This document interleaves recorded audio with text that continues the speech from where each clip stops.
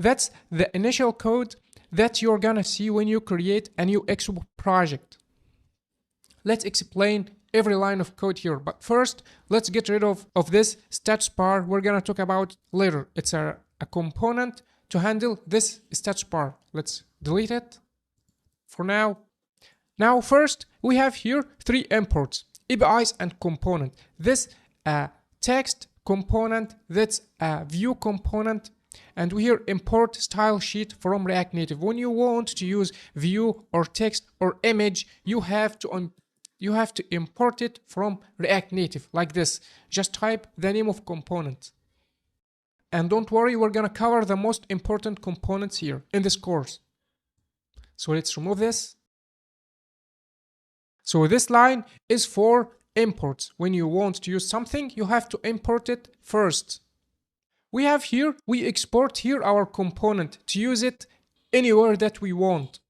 So we here just type export default function, and here the name of component. We named it app because React component is a functional component, so we just create a function and export it. And inside this function, we're gonna return the UI, any UI that you want. We have here return a view. That's a React Native component. We import it here. And this view, it's like a container for other components. We're gonna talk about it later. And we have here a text. That's another React Native component. We use it to render texts. For example, you can just type here whatever you want. For example, hello world, and press save. If you see here, we got here hello world. Our app got updated.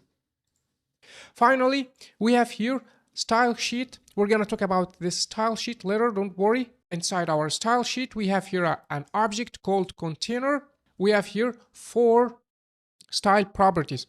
First, the Felix one, that's the mean. The Felix one prefer to flexibility. So our component, app component, take 1 from entire screen. If we just make it a half like this, now he only takes the half of screen. You're gonna understand me when we change the background color. We have here background color. We can make it red. Look, now when we change the background color, we find that our app only takes the half of screen. We can return it to 1 again to take the entire screen. Okay, and we have here align items. This a property to center the UI horizontally. For example, if we just remove it, now it got here at the start of screen because we removed the align items of center. And we have here also justify content to center the UI vertically. If we just remove it, look, the text at the top. If you think things are difficult, don't worry, we're gonna talk about styles and UI. But first, we have here a problem. Look, the text, no one can see the text because it's at the top. We want to make a save area to this stats bar because we don't want our text to be at the top like that. How to do this? That's what we're gonna learn in next lesson with our first component, SafeAreaView. So don't miss next lesson.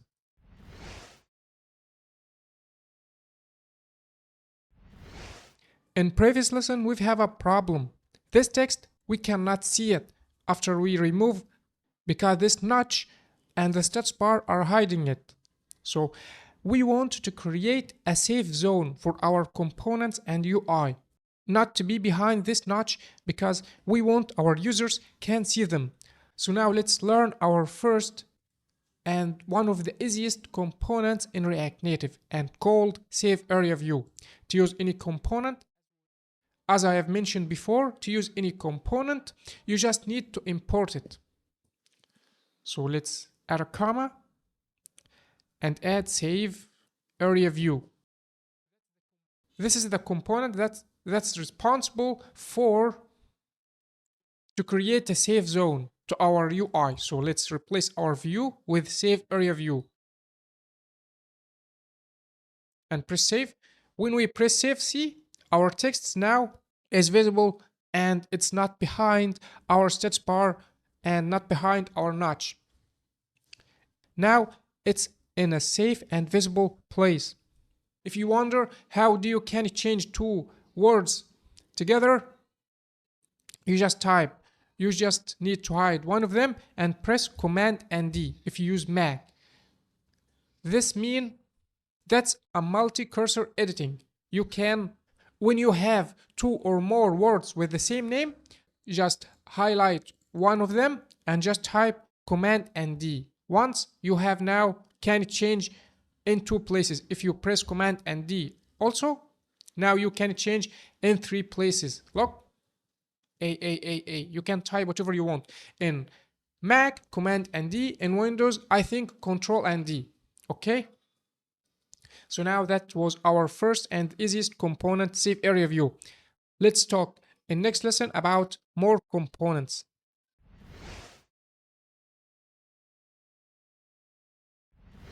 Today we're going to talk about another very important component called text. The text, you can use it to display any text in your app. For example, this hello world text. We can change it to make it title. For example, look, I want to mention very important thing. To use text or any core component, you need to import it from React Native. Like here, if you didn't import it like that and press save, you're gonna get this error. Property text doesn't exist. So you need to import it. Just type here text. Now the error is gone. You can style your text using the style property. Just type here style and open an object and put any style that you want. For example, we have here a style property called text align to make it on the left or in the right. Look, our text in the right. You can make it in the center of screen. Now our text in the center of screen. You can increase its font size using font size property. For example, let's give it 50 pixels. Now it becomes bigger. You can add the weight to it using this property, font weight. You can add 100 or 400 or make it bold. Now our text become bold.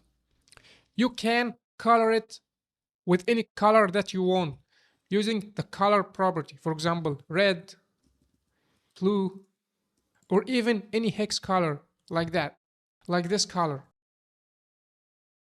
Our code is not formatted. If you want to format your code, just highlight it and press Command K and F. Using Mac, using Windows, just type Control K and F. Okay? Let's create another text, but let's make it very long. Let's add a new text.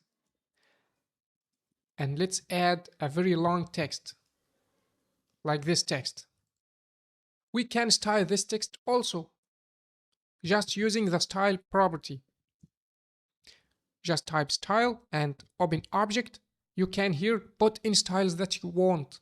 For example, we can add font size and make it 20 to make it bigger. You can justify this text if you are using text align, justify to make it like that. And you can also use a nested text. For example, if you want to add here a word with color red and underline, you can make it. You can add here, for example, here a text, and inside it just type press here, and you can give him style of color red. Okay, and we can make a text decoration line underline to make it underline like that. That's another property. This is another style property. We can also add a property called on press to the text to make something when we press on this text. Let's make this property alert text pressed. So when we press here, we got an alert with text pressed. Don't worry about this alert, we're gonna talk about it later. We can also set the limit of this text line. For example, this very tall text, we can add here number of lines to make it just 2. Now those are 2 lines. We can make it 3. Now those are 3 lines, only 3 lines. Our code looks ugly. Why it looks ugly? Because we put this style in this text. We're gonna talk about later about StyleSheet to put our styles here at the bottom and don't get the styles involved inside this text or inside any another React native component. So we've talked about the most important properties in text, but feel free to visit React Native documentations to know more and more about text and another properties that you can help you when you build your app, because it helps you better understanding of the capabilities of your component.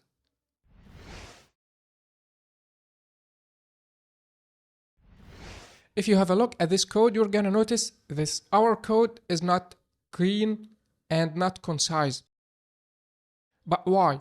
Because we are using here inline style object. And this make our code ugly, looks ugly and not concise.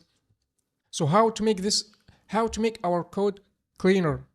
We have here an API from React Native called StyleSheet. This StyleSheet is a way to define and apply styles to components, similar to how CSS is used in web development. But in React Native, we are using JavaScript objects to describe styles. I'm gonna show you. First, you make sure this style sheet is imported from React Native. Okay? Second, you're gonna down here and define it. Just type const styles equals to stylesheet.create.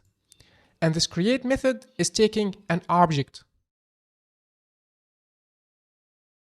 And you can put inside this object the name and properties of a styling. For example, let me show you. We have here an object with some properties: text align, font size, font weight, and color. We want to move those styles down here. How to do this? First, you just need to cut them, pass here in this object styles dot, and name any thing that you want. For example, title text. This title text, you can change it to whatever you want, but please choose a name that is referred to the style. Okay? If you go down, put the name that you selected at the top. It was title text, and he's gonna be equals to the object, like that.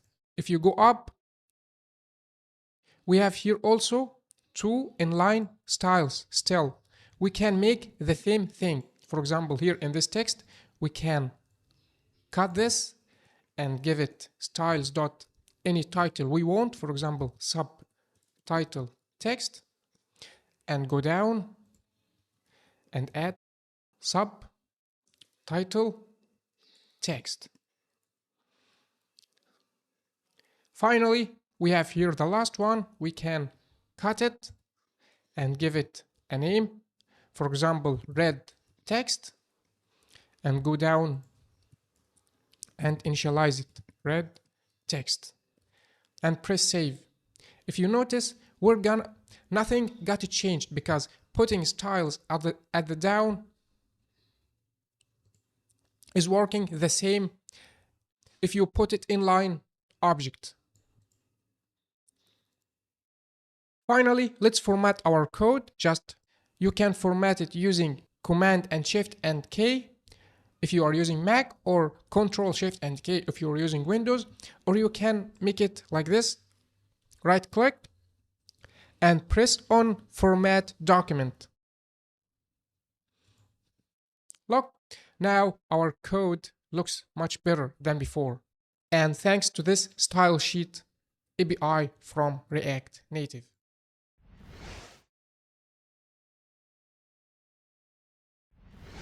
In this lesson, we're gonna talk about images. First, let's clean up this code. Let's remove those parts and also those styles. If you want to add an image to your app, you just need to import it from React Native. So let's clean this and type image. Image is a React Native component we're gonna use to render images to the app. Okay, how to use this component? You can just type image, since we're not gonna put anything between them, so you can make it self-closing tag like that. Okay, this image take a main property called source. Inside source, you have to pass require function, require, and inside require, just you need to put the path of your image. For example, we have here in our app, we have a folder called assets. Inside this assets, you can find a couple of images like this, or like this icon, or this splash. Let's try to render this icon. To render this icon, you have to put the path to it. We are here in the root folder and the assets folder inside the root. So you just add one dot splash. Then select assets, then add splash and add the icon name. For example, it called splash icon.png. So let's type splash icon.png and press save. Now we've rendered this image, but it takes all of the screen. So we need to give it a height and width. So let's close this and add to it styling.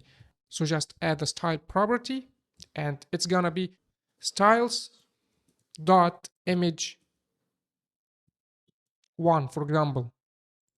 We are using here the style sheet. So let's add this object here, image1, and add width and height. Let's make the height 200 pixels and the width 200 pixels as well. Now we got here our image with 200 pixels of height and 200 pixels of width. If you are worrying with those paths, we're gonna talk about those paths later, don't worry. But I want to mention a very important thing. When you use this require function, you are loading the image locally and add those images to the bundle, and this will lead to a big bundle size, and that's not good for optimization and performance. So we prefer not to use require in all cases, except if you need to use it. So there is another way to add images to your app. You can add them from a URL. For example, if we open a website called Lorem Biscom, this is an image generator. You just need to copy this link and go to our code and create a new image. Inside it, we're gonna pass the source, but inside URI. We're gonna not using required. We're gonna use URI. And just put the link here and press save. Let's see.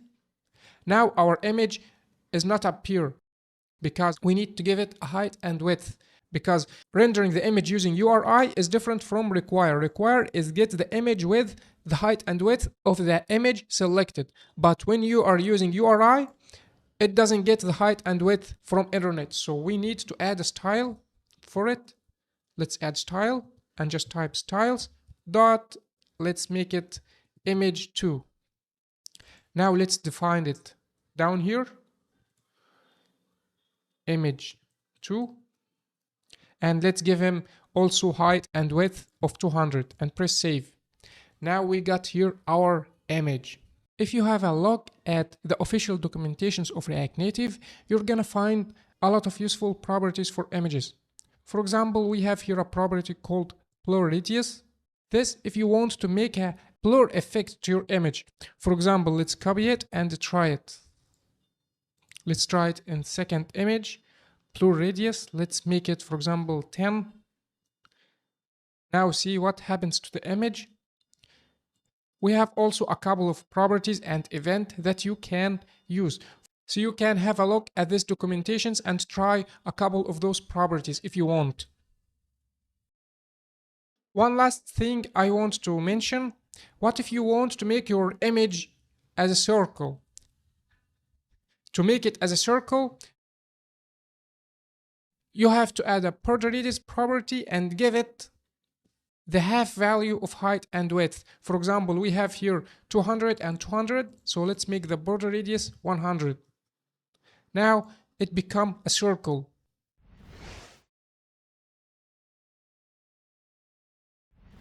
In this lesson, we're gonna talk about buttons and touchables. When you want to use a button in Android or in iOS, you just need to import the button component. It's called button. You have to import it from React Native. Now let's add it here. Now let's render it here. Button, because we're not gonna put something between them, so we can make it self-closing tag. This button takes two important properties. The first property is the title of the button. For example, let's make it press on me. The second property, what to do when we press on it. Let's go here and declare a function. Const on button press. This is a function, a simple function is gonna create a simple alert, okay? Alert. Let's type, for example, button pressed. If you notice here, we auto import the alert from React Native. Okay, this is something called auto import. Now inside our button, there is a function called onPress. And let's pass this function in it. Now let's press save. Now let's see what happens when we press on that button. Let's press. Now we have here an alert called button pressed. This is the button in iOS. Let's see the button in Android. Here is the button shape in Android. Press on me. When we press, that's the alert, button pressed. Now, what if you want to make anything pressable or touchable? For example, this image or a text or anything. Is there a way in React Native to make this image pressable? Of course there is. We have a couple of components. The most important of them are touchable, opacity, and pressable. Those are two components. You can import it from React Native. And now let's see how to use them. For example, to make this image pressable without any feedback, we can use this pressable component. For example, let's add it. Let me show you. Let's add the pressable and just copy the code of the image and put it inside the pressable. Now we can do something when we press on this image. Okay? Just to add on press. We have here on press, and on long press. You can also use this on long press when you press too long on the image. But let's now use on press and pass inside this property the on press function here. And let's press save and see. Now when we press on that image, look, the alert appeared. Look. There are another component called touchable opacity. We can just replace this pressable with touchable opacity here and here and press save. It's doing the same thing, but when we press, will notice something. See, image is, there is kind of opacity. Let's hide this function just to show you. Look what happens to the image. It fade in and appear again. It got faded and appear again. That's what touchable opacity do. Now you've learned two components, touchable opacity and pressable. You can use any of them to make anything in the screen is touchable and can be touched and do something.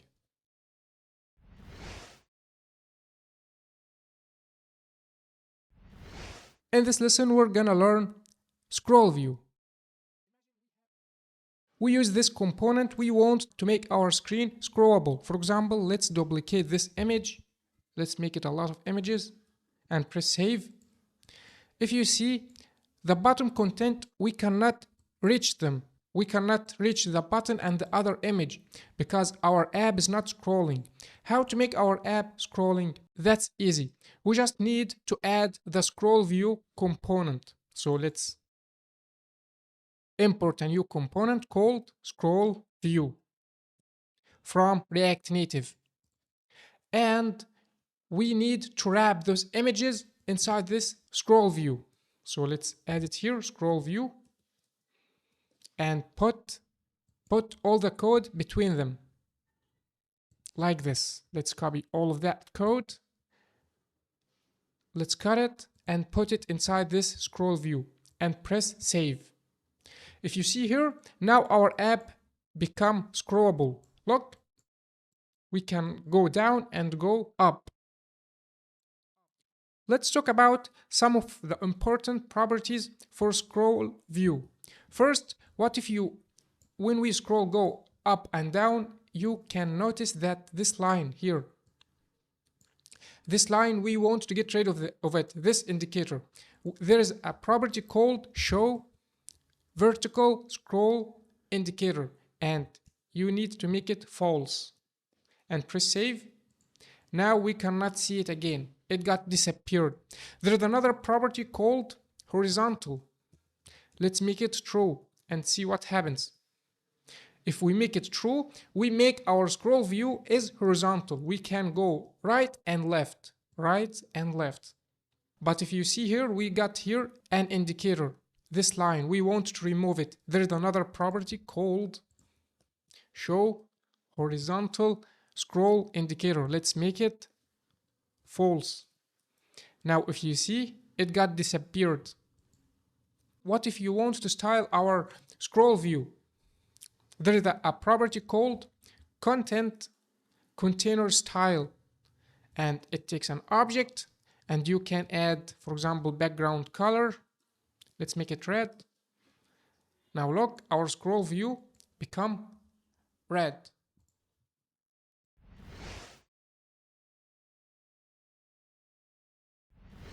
Sometimes you need to implement something in iOS and this something doesn't appear in Android. Or maybe the client requires from you some specific things for Android that is not in iOS. How to make different changes between Android and iOS? Let me show you. But first, let's clean up this code. Let's delete all of this. And delete those styles too. And this function. And those unnecessary imports.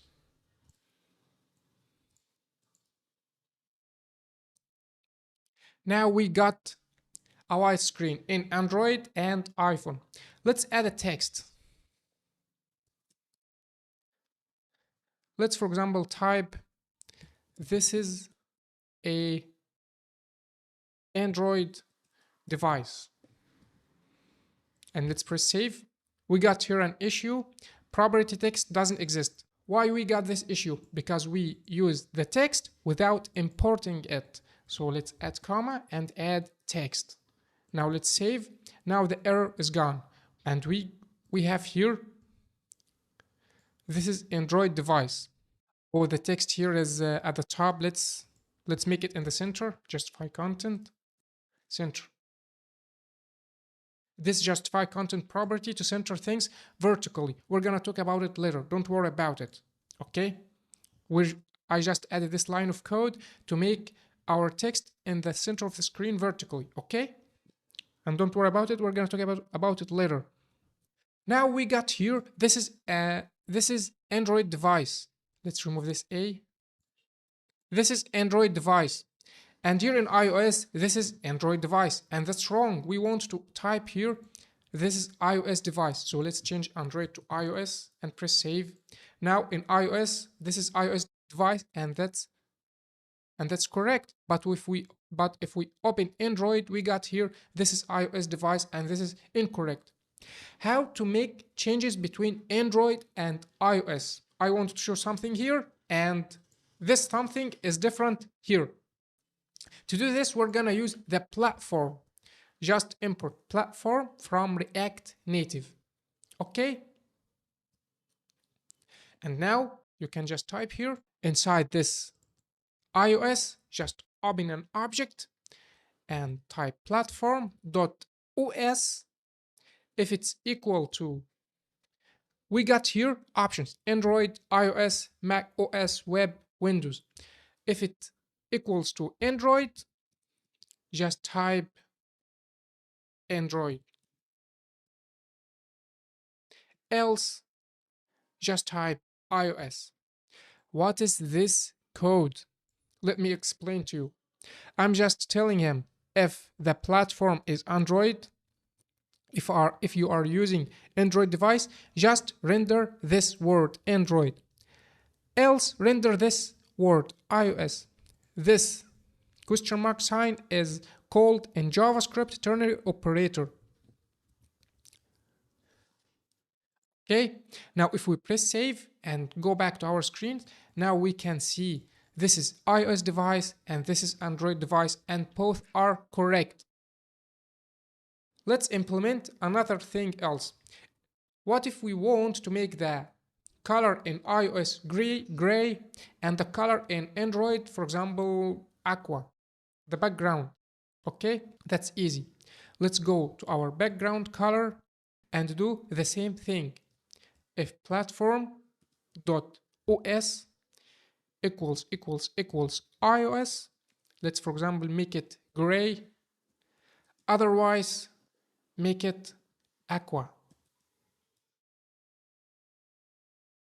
Here is the background in iOS is gray and the background in Android is aqua.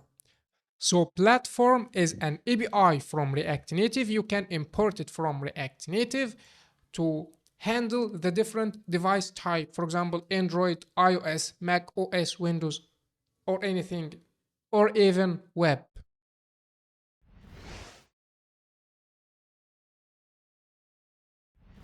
In this lesson, we're gonna learn how to create loaders in React Native.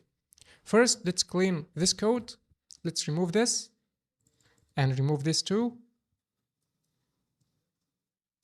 And let's import our activity indicator component. Activity indicator. This is the component you can import from React Native to create a loader. So now let's use it here and press save. Look, that's the loader in Android and that's the loader in iOS. Let's create another one and give him size of large. There is a small or large. You can use the large one. Look, now we've created right now, one is bigger. Here's in Android and here's in iOS.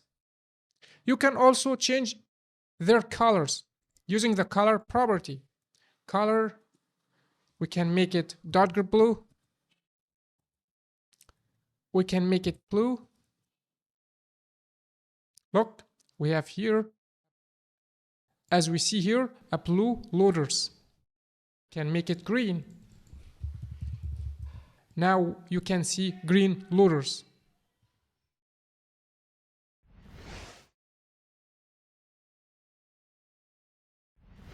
In this lesson, we're gonna talk about view component. You can think of view component as a wrapper to other component. to put them together, or a box to put the components in. Let me show you. To use view component, you need to import it, view, and let's render it here, view, and let's give it style view 1. This is the style name of it, view 1. And let's put the styles here. Let's press save. Let's give it some height. Let's make it, for example, 200. And width, 200 as well. And background color, for example, red. And let's press save. Now you can see our view here. Inside this view, you can put anything that you want. For example, we can put a text. So let's add text here. Let's type, for example, hello. You need to import the text from React Native because you are using it. Now you can see the text, the word hello here. Let's make the font size styles.text just to increase its font size. Text font size of, for example, 30, or let's make it 50. Now you can see the text here. You can put anything else inside this view. For example, let's add a text too. Let's rename it text 2 and press save. Now we got here hello and text 2. And you can make some styling for those texts. So the view is the container of other components. You can think about it as a box, and you put the other components inside it to give you control in styling. For example, we can make those in the center. If we just go to view 1 and add justify content center and press save, now the texts are in the center. Don't worry about this justify content. We're going to talk about Felix box and justify content and align items later. So don't worry about it if you don't understand. And let's type align items center as well. Justify content here to center the text vertically. Align items here to center the text horizontally. You can make another view. View. Let's give it a styles. Let's give it a style of view 2. And now let's initialize this style down here. View 2. For example, let's give it background color, aqua, and let's give it height 150 and width 150 as well. Now we got here another view with aqua background color. You can also change those colors to hex colors. For example, let's try this one. Look, we changed the color of it to this hex color. We can also make this black if we are using this. Look, we changed the colors of the views. So the view component, you can think about it as a wrapper to other components, and this component is very useful and you're gonna use it a lot in your project.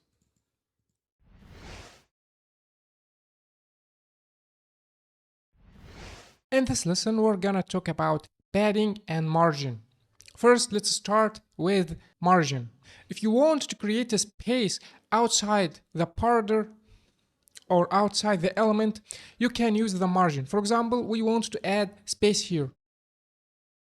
This, the view 1, we can make margin bottom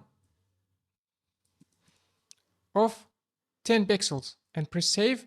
Now we get here a margin bottom to this view. We can increase it to make it, for example, 50. Now we have here a 50 pixels of margin bottom to this view. Okay, we can delete it. We have also margin top. For example, let's add a margin top to this view, this black view, margin top of 50, and press save. Now you can see this black view has a margin top of 50. We add a spaces of 50 pixels. We also have margin left. Let's make it 100. Now we have here a margin left of 100 pixels to this black view. So we have here 50 pixels at the top and 100 pixels in the left. You can also add margin right. We also have margin horizontal and margin vertical. Let's remove those margins and add a new view to understand horizontal, to understand the vertical. Let's add a third view and let's give it style of styles.view3. Okay, and let's initialize it down here. View 3. Let's copy this and put it here. And let's make the color of it red, for example. And let's press save. Now, what if we want to add a margin vertical to this black view? Margin vertical allow us to add spaces at the top and at the bottom. Let me show you.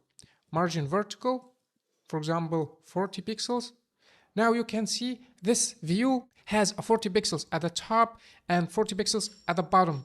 We can also use margin to all different sides. For example, top and right and bottom and left. Just type margin alone. Now this margin take 40 pixels at the top and left and bottom and right. We can make it 100. Look, now this black box has a margin 100 here and 100 here and 100 here and 100 here. Okay. I want to mention something. If you specify a specific side, it will override this margin. For example, if we just add margin left of 20, it will be only 20. So 100 here, 100 here, 100 here, and 20 here. Even if this at the top here, it will still 20 because this margin left or right or top or bottom override only margin. Okay. Now that was the margin. Now let's learn about padding. When we go back to our code, let's create another view inside this view. For example, let's create a view.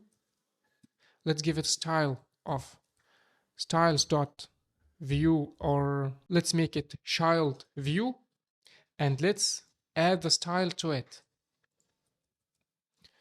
Child view. The height and width, let's make them only 50 in height and 50 in width. And background color, let's make it red. Now we got here a 50 pixels dimensions view. Now let's describe what does padding do. The margin, as I have said, making spaces outside of the view, but the padding makes spaces inside the view itself. For example, we have here this black view called view 2. Let's add padding top and see what happens. For example, let's make it 30. Look what happens. This view added a space inside of it, not outside of it. So the padding adds spaces inside, the margin adds spaces outside. Let's add another padding. For example, let's add padding left and make it 60. Look what happens.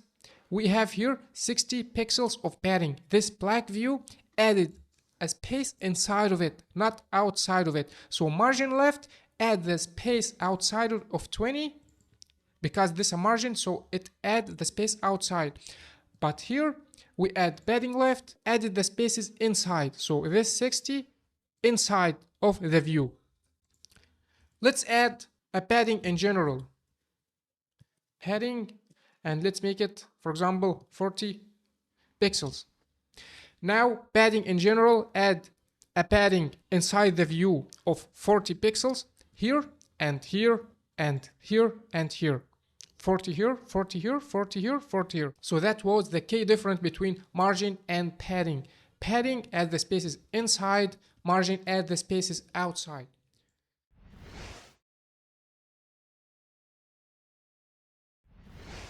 Now let's talk about Flexbox. With Flexbox, we can easily build complex layout that work consistently across different screen sizes. Flexbox in React Native is a little bit different in Flexbox in CSS. Because if you have familiar with CSS or you have a web background, you have to know that they are shared a lot of things, but there's a little bit different between them. So let me show you. I cleaned up our code and we have here a view. Let's give it a style. Let's give it background color of tomato and give it Felix of 1. What you see here, we see here a view with tomato color fill the entire screen because we give it a Felix 1. What if we give it Felix half? Now it fill the half of the screen only. Okay, now let's return it to white and let's make the Felix is 1 and let's add another view. I made it self-closed tag because I'm not gonna put anything inside it. Okay, just I'm gonna give it a style. Let's give it a Felix of 1 and background color tomato and press save. What we see here, we see here a view with background color white as a container to another view with background color tomato and take the Felix of 1. What if we add another views? For example, let's add another views. Let's add one like this and add another one. The first one is tomato. Let's make the second one is blue and the third one is gold, for example, and let's press save. What we see here, we see here 3 views. Each one of them are taking the third of the screen. Why it does take the third? Because this take one Felix of 1 and this Felix of 1 and this Felix of 1. And since we have 3 here, so every one of them are taking the third of the screen. If we just make this 2, it's gonna take the half of the screen. Let's press save and see. Look, now because this is Felix 2, it takes the half of the screen. So it takes 2/4 and this take 1/4 and this 1/4. Now that's the basics of Felix. Over the next few lessons, we're gonna learn more and more about Felix and learn more properties.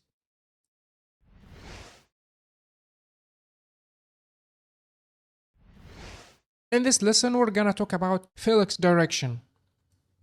First, let's remove this Felix and give width and height to each view. For example, let's give it width of 100 and height 100. And let's copy them and paste it here and here too. And press save. Now we have here 3 views with 3 colors. Now let's go to the container view. This white view is the container of those 3 views. Okay, now let's try Felix direction property. Felix direction. You have here column, column reverse, row, row reverse. Column is the default value, as you see here. You can use column reverse and press save. Now if you have a lock, it become at the bottom and it was reversed. For example, tomato at the bottom, then the blue, then the yellow, because they are reversed. We have also row, Felix direction row. If you press save, now we can see the views in the row way, not in the column way. We have also row reverse. As you see, they are still row, but they are reversed from right to left. I want to mention something important. When we make it column, the main axis is the vertical axis. Okay, the main axis is vertical axis. But when we make it row, the main axis is the horizontal axis. I'm gonna show you what does this mean. For example, let's make it column and press save. If we add, and let's try two important properties. The first property called justify content. When it's column, the main axis is the vertical axis. So when we make the justify content in the center and press save, see what happens?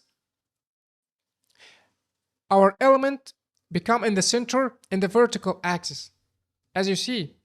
And when we make align items center as well, you can see now they are in the center of screen horizontally. So align items, so justify content for vertical and align items for horizontal. Okay, when the main axis is vertical, okay. I would like to mention we have here many properties. Not only the center, we can make it Felix end to be at the bottom. We can make it Felix start to be at the top. We can make it space around to have a space around them and between them. We can make it space between. This is to make spaces between the element, and those spaces are equals. We can make it space evenly. This means to make spaces in the vertical axis and each space is equal to another, because for example this space equals to this space equals to this space equals to this space. Now let's return it to center. But now I want to show you something very important. Now the Felix direction is column, so the main axis is the vertical axis. What if we just make the Felix direction row? Now everything is gonna be different. Why? When the Felix direction is row, the main axis is gonna be the horizontal axis. What does this mean? Justify content is gonna be for horizontal and align items is gonna be for vertical. Rules are gonna change. For example, if you want to center things vertically, you're gonna use align items like this. If you want to make it at the top here, you can make it Felix start. If you want to make them at the bottom, you can make it Felix end. If you want to make them in the center, just make them in the center. And justify content is gonna be for horizontal. For example, if you want to make it at the left here, just make the justify content Felix start. If you want to make it at the right, make it Felix end. If you want to add spaces horizontally, just make it space between or space around. If you want to make space between them, just space between. If you want to make spaces between them and around them and those spaces are equals, just pick space evenly.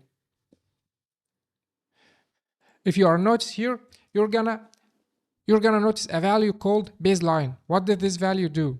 I'm gonna show you. For example, let's imagine this tomato view has a height of, for example, 200.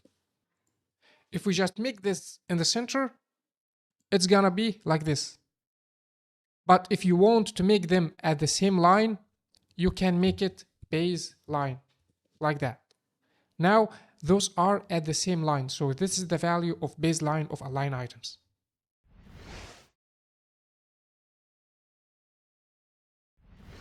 In this lesson, we're going to talk about an important property called Felix wrap. First, let's get rid of this line of code.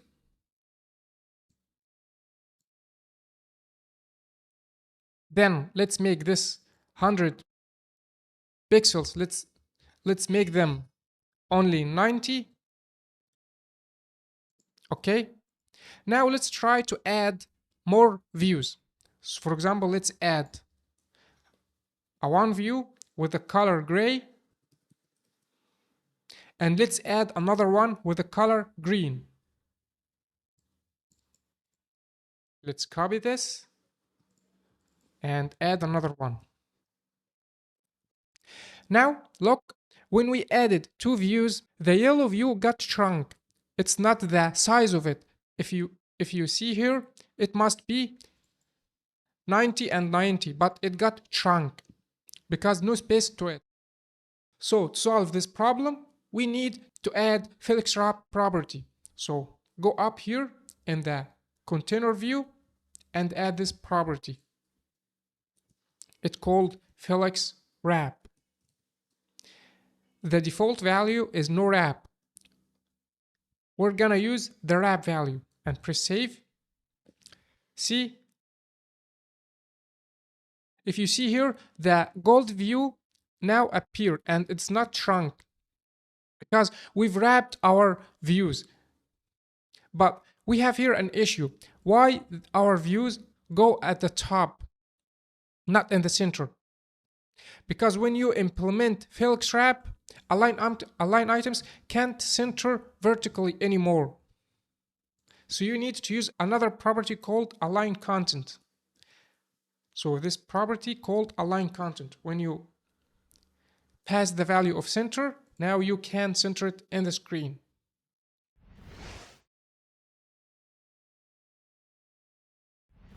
In this lesson, we're going to talk about absolute and relative position. What if I want to change the position or the place of this green view? How to do this? We can go to the green view and add a bottom of 20, for example, and press save.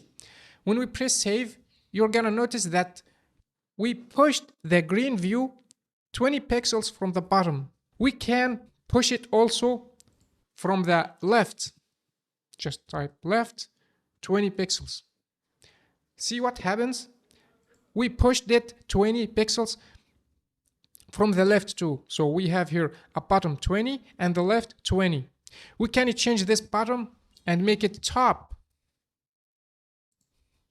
Now if you can see, we pushed it 20 pixels at the top and 20 from in the left. Okay, but the other views, the tomato view and the gold view, the places of them didn't change. Why they didn't change? Because by default, the position in React Native, this is a position property, is relative. That's the default value in React Native. Any component, the position of it, any view in React Native, the default value of position of it is relative. But what if I make it absolute?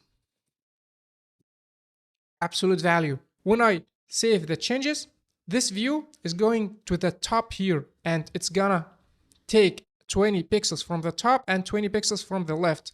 And those two views, tomato and gold, their places are gonna change. Let me show you. When I press save, look what happens. Their places got changed. And the green one go to the top of 20 pixels and the left of 20 pixels. We can add this top and make it 100 pixels. Look, now this is the space is 100 pixels and the left is 20 pixels. And those two, their places got changed because this is the absolute position. If we return it to relative, only the green one changed by 100 pixels to the top and 20 pixels to the left. But the other two views, there didn't change. They are still in their places. That was about absolute and relative positions in React Native.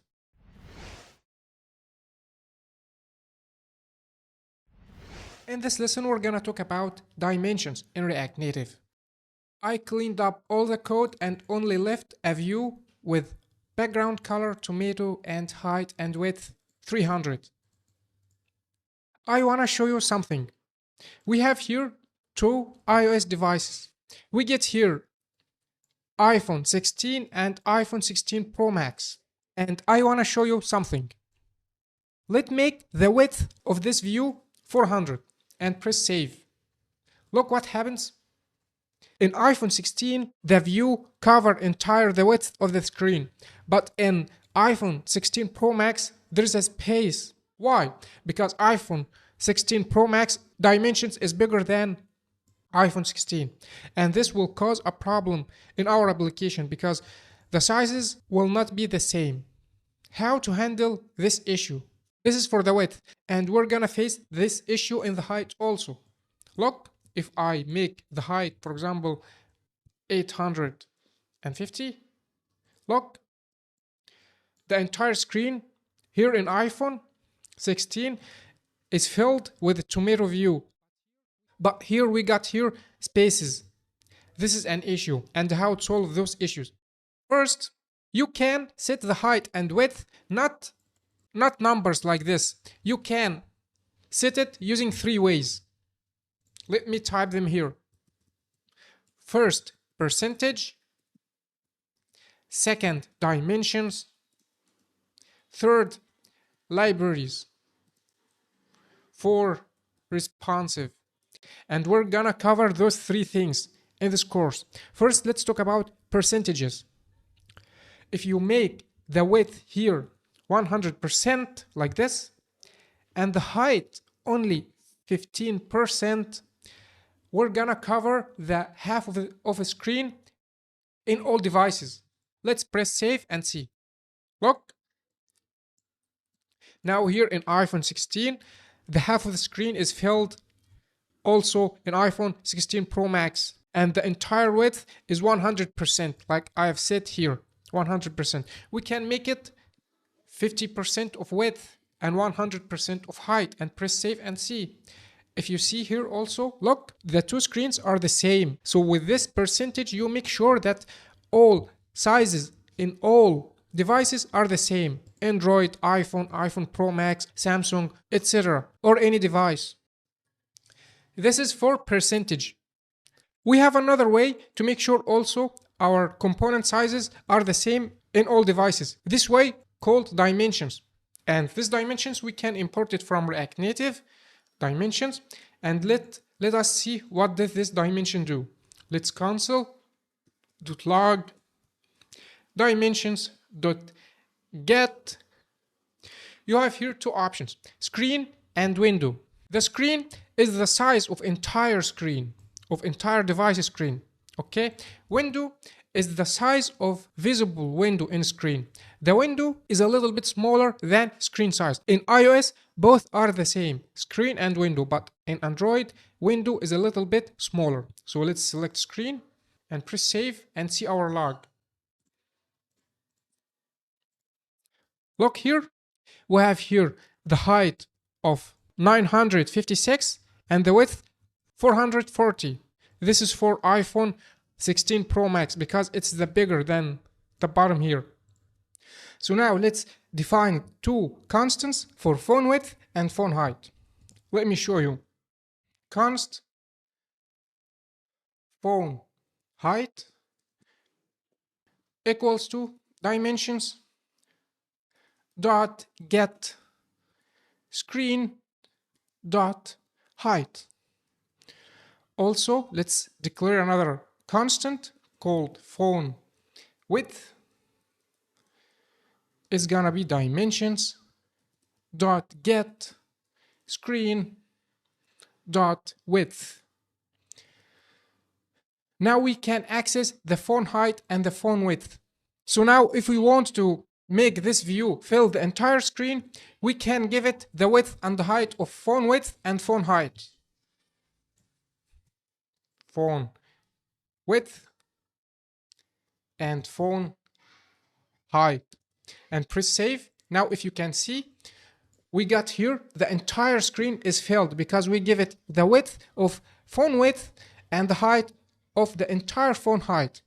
Let's try to make it half of the screen. So let's make the height divided by 2 and press save to see. Now see, here is the half of the screen and they are the same, exactly the same. This is iPhone 16 Pro Max and iPhone 16. Let's divide also the width by 2 and see.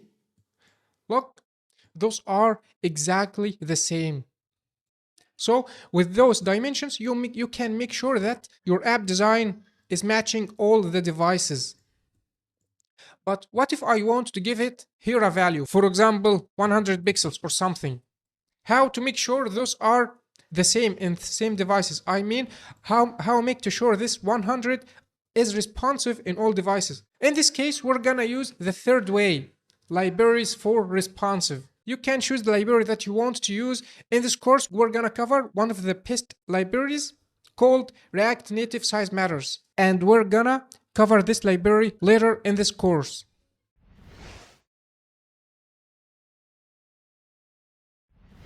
In last lesson, we've covered the percentage and dimensions to make our screens responsive. But sometimes we need to add numeric values, and we cannot do this using percentage or dimensions. So we have another choice, and this choice is installing a library for handling responsibility of screens. Let me show you. But first, let's clean up this code. Let's remove this and remove this also. And remove this. And let's make this height, for example, 600 and the width 300 and press save. Now let's install a package called React Native Size Matters. This is the GitHub page of the library. If we scroll down, we get a lot of information. Now let's install this library using this command. npm install React Native Size Matters. So let's go to our terminal and open a new terminal and just type npm install the name of the package. When we press enter, we're gonna install this library to our app, and after install this library, we can use the functions of this library. Let me show you. Let's press enter. Now the library is installed, but to make sure we need to rerun our apps again. npm start and let's press I to run iOS and wait. Now how to use this library? It's pretty easy. When you want to import something from React Native, you just type import this thing from React Native. To use this library is the same, import from React Native Size Matters. That's the name of the library. We can import a couple of functions that's gonna help us. First function is scale. The second function is vertical scale. This is scale to make screens responsive in the horizontal axis, and vertical scale make our UI responsive in the vertical axis. Okay, let me show you. If you can see the width of this view, this space here is bigger than here because this is iPhone 16 Pro Max is bigger than iPhone 16. So this space is bigger than this space, and this is caused an issue. Look. So instead of type 300, you just use this function, scale function. Just copy scale and open two parentheses and put the 300 inside it. Okay, and press save. Now if you see, you're gonna notice that the width of this view is equal to the width of this view, as you see. Now let's go to the height. If you see, you're gonna notice this height is bigger than this height. Why? Because this iPhone 16 and it's smaller than iPhone 16 Pro Max. How to make them equal? We're gonna use the vertical scale function. Just copy it and put the 600 between it. Now let's press save and see. Look, now the spaces are equal. This is space equal this is space, and this space is equal this is space. Despite those devices, screen dimensions are not the same, but the UI here is equal to the UI here, and it's gonna be the same UI in all devices, even Android or another iPhones or any device. If you think those two functions are bigger to write, this package allows us to use shortcut for them. For example, scale, you can import S and VS. This S is a shortcut for scale, and this VS is a shortcut for vertical scale. If you just replace this VS with vertical scale here and replace this S with scale here and press save, nothing is gonna happen because this S is working as scale and this VS is working as vertical scale. No differences. Now, if you open your app and go to package.json, you're gonna notice that this package is installed. Any installed package here inside these dependencies you can use. For example, you can use React to import the hooks. We're gonna talk about hooks later. You can use React Native to import React Native component, and here you can use React Native size matters to import those functions that's responsible for handling responsibility of UI to make our UI match all screen dimensions in all devices and appear as the same.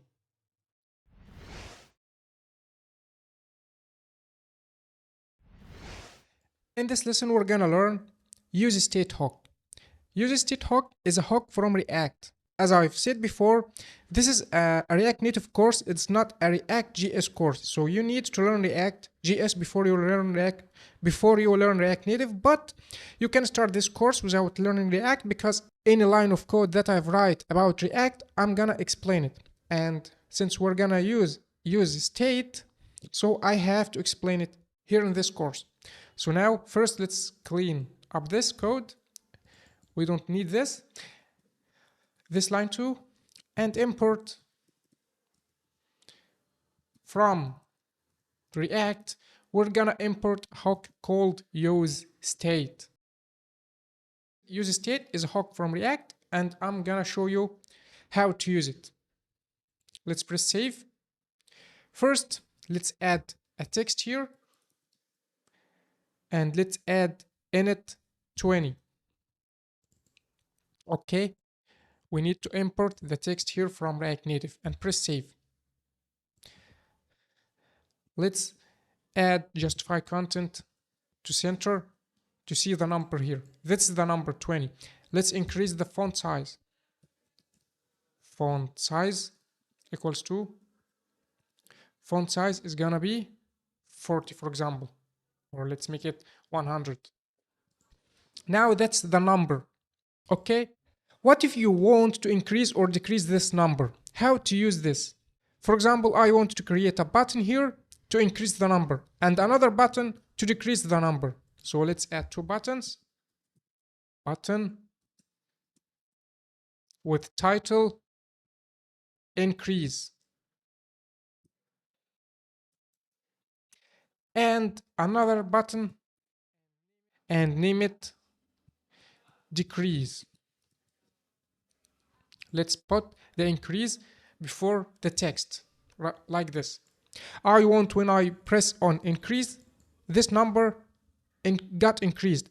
And when I press decrease, this number got decreased. How to make this? Our hook today is gonna help us to do this.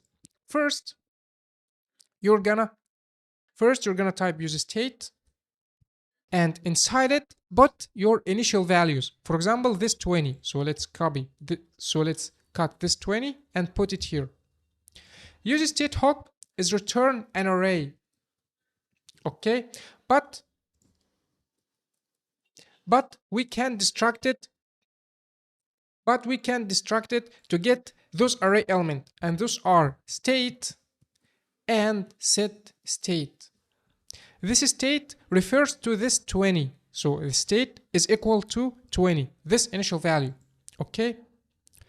until it get updated using setState. Let me show you. If I just copy this state here and put it right here and press save, look, nothing got changed. If I make this 10 and press save, now the number become 10. Why? Because this state until now refer to this initial state, refer to the 10. And when you want to change this state, you're gonna use this setState. For example, let's create a function to increase this value, to increase this state of 10. Okay, so let's create a function, const increase value equals to a JavaScript function, and we're gonna return setState. setState is gonna take prev state and return prev state plus 1. Okay, and let's press save. Now when we call this function, our state is gonna be increased by 1. So let's go to this button and add this property onPress and pass in onPress increase value and press save. Now let's try our function increase value. Look, when we press increase, our number got increased. What happens here? Our state is now 16, not 10, it's 16 because we updated it using setState function. Okay, from this code, can you create a function that will decrease the number by 1? If you can make it, pause the video and do it. Now let's try a function to decrease the state. Let's type const decrease value equals to a JavaScript function, and we're gonna set state equals to prev state return prev state minus 1. It's the same function as the top here, but we're gonna just decrease by 1, not increase. Then let's add the onPress property to this button, this onPress property. We use it to do something when we press on this button. Okay, so just we're gonna fire this function decrease value. So now when we press on this button, we got decreased by 1, and when we press increase, we're gonna fire this function that's responsible to add the number by 1. So that was useState hook. It's a React hook, but it's very useful, and there is no React app without this hook because it's very useful to update the local state of the component. And this a very important hook. And this hook is not for only numbers. You can pass here strings. You can pass here, for example, Boolean. You can put any state that you want and update this state using setState. Okay, if you think this hook is a little bit difficult, don't worry. In next lesson, we're gonna talk about React Native Modal, and we're gonna use this hook a lot in this course. So if you don't understand it until now, don't worry. We're gonna talk about it more and more and more because it's a useful hook, and we're gonna use it a lot in this course.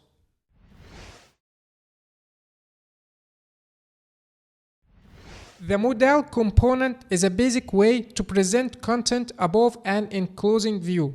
Let me show you. What if you want to display something above this screen? How to do this? First, you need to import the Modal component from React Native. Then you need to render it here. Modal. Okay. And let's press save. Now we are inside the Modal. Let's add, for example, a text. Let's let's type let's just type Modal is opened. Oops, we got here an error. Property text doesn't exist because we use the text without importing it from React Native. So let's import it. Now, if you see here is the text at the top here. We can make it. We can give it style to make it more visible. Font size, for example, 90. Oops, this is very big. Let's make it 50. And let's give it margin top of 50, for example. Now you get the text here, Modal is opened, because the default value of Modal is visible. If you want to make it not visible, just you need to add this property, visible, and make it false, like this, and press save. Now the Modal is not visible. If we just return it true, now Modal is open. You can add animation type, for example, slide. Now if you switch the Modal, see what happens? It got slide from top to the down. Let's make it true and see. Look what happens. It got from down to the top. You can make it a slide or fade, but I prefer slide. Okay, that's the animation type. Now we want to open the Modal and close the Modal from buttons. How to do this? To do this, we're gonna use the useState hook that we've talked about before. So let's import it from React. useState from React, and let's create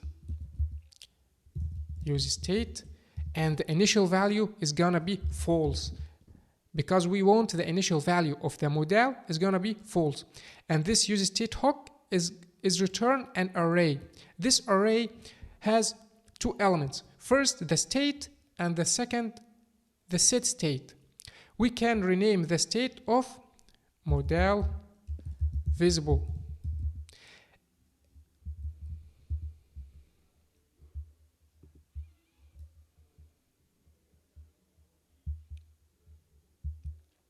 And the set state is gonna be set Modal visible,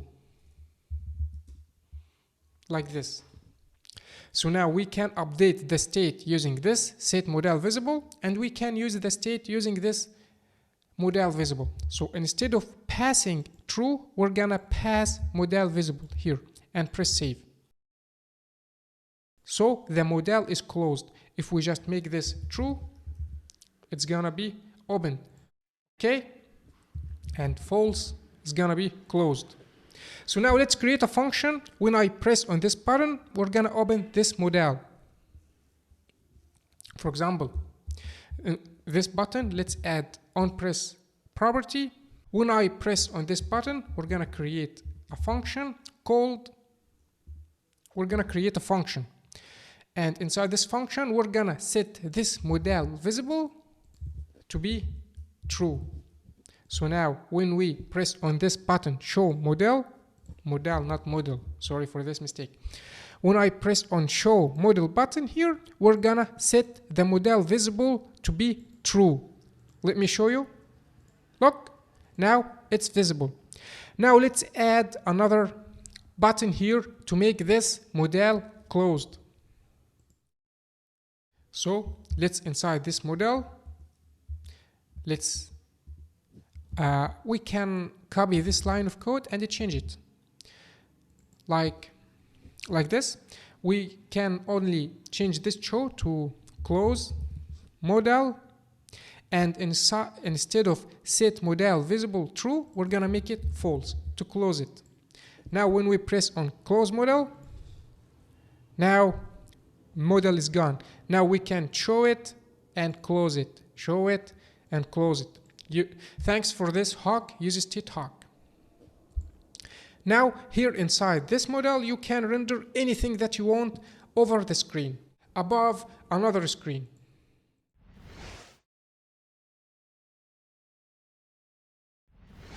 In this lesson, we're gonna talk about icons. Look at this Modal. It's better than this button, close Modal. We use an icon, X icon or close icon. It's gonna be better. So let's open this website called Expo Vector Icons. And let's search for icon, for example, close. And let's try to pick any one of them. Let's try to pick this one.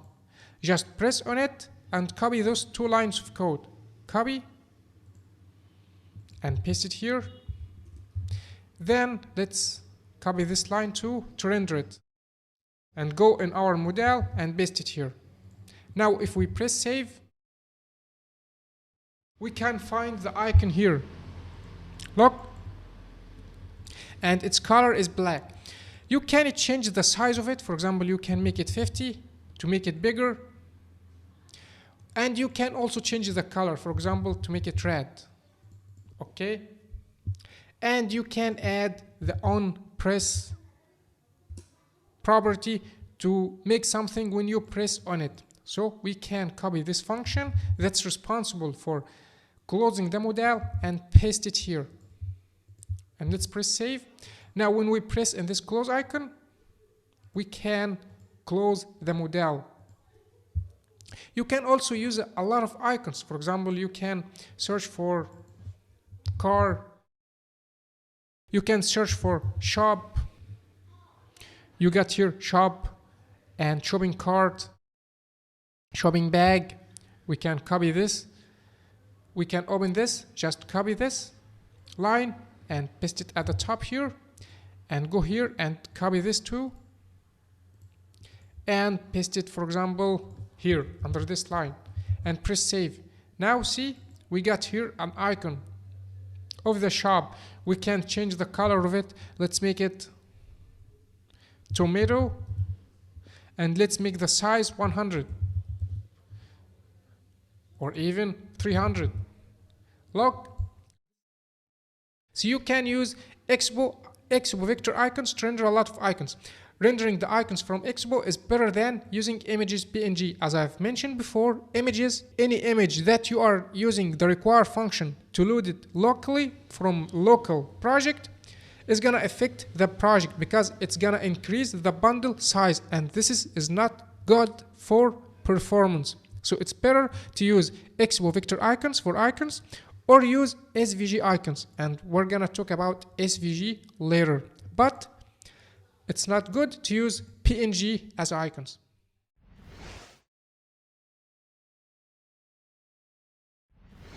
In this lesson, we're gonna talk about image background component. What if you want to render an image as a container instead of this gold view? For example, I want the background of the app as an image, not this gold view. How to do that? React Native provides us a very good component called image background. This component. And we can replace this view with image background. But we need to add to this image a very important property called source. In this source, we're gonna put the source of the image. I got this image here, and I want to render it as the background of the app. So let's go to Assets and open them and include this image inside our assets. Just drag and drop. Now our image in our app assets. So let's render it. Let's go to app.tsx. And the source is gonna be, we're gonna use the require function because we're gonna load it locally from our app. How to reach to this path? Since we are in the same folder, or we're gonna open a folder in the same root, for example, there is app.tsx and this is assets. So both are in the same root. So we're gonna just add one dot. Okay? Inside it, we're gonna use the assets folder. This assets folder. Inside assets folder, we're gonna type this name, background.png. So let's copy its name and add slash and paste it here and press save. Now our image is filling our app background. We can put any UI we want inside this image background. For example, let's include a white view. For example, view, style, background color. Let's make it white. Let's give it a height 200 and width 200 as well. Let's press save. Now this is the view here. We want to make it here in the center, so we can add those styles to image background because now image background is our container. So let's add justify content in the center and align items center to make this white view in the center here. Let's add some border radius to our white view. Border radius, let's make it, for example, 15. This is to make a little radius here inside our view. You can also render anything inside this white view. For example, let's add a text with hello world and press save.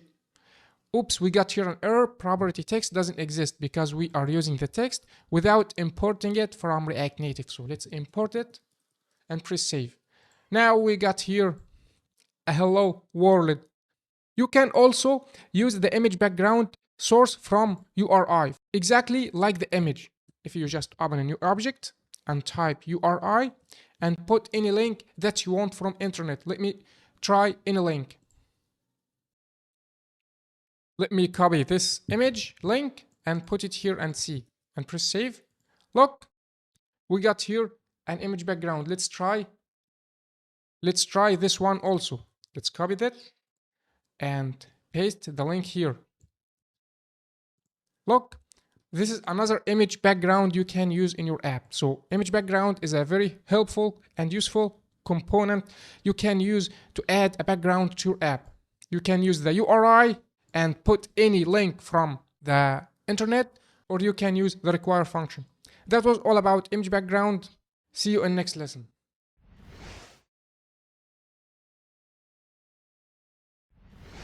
In this lesson, we're gonna talk about one of the most important components in React Native, and it's called text input. Text input is a core component for inputting text. Let me show you. Let's first import it from React Native, text input, and let's render it here. Text input. First, let's give it some styling to make it appear. Let's give it height 40 pixels, width 800% of the screen, border radius 4, border width 1, border color, for example, gray, and let's press save. Now we got here our text input. If we click on it, the keyboard should be opened. If keyboard not opened, you can try Command and K to switch the keyboard. Command and K if you are using Mac. If you are using Windows, Control and K. Okay. So now when you press on this text input, you should see this keyboard. Now let's talk about a couple of important properties. The first property called placeholder. Placeholder is the text displayed when the input is empty. For example, let's type here enter your name and press save. Now if you see, we got enter your name text. When you type something, the text disappear, but when you clear the input, the placeholder appear. Enter your name.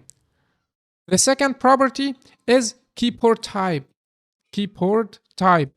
For example, you can make it URL. If we press save, nothing changed. I think we need to reload the app.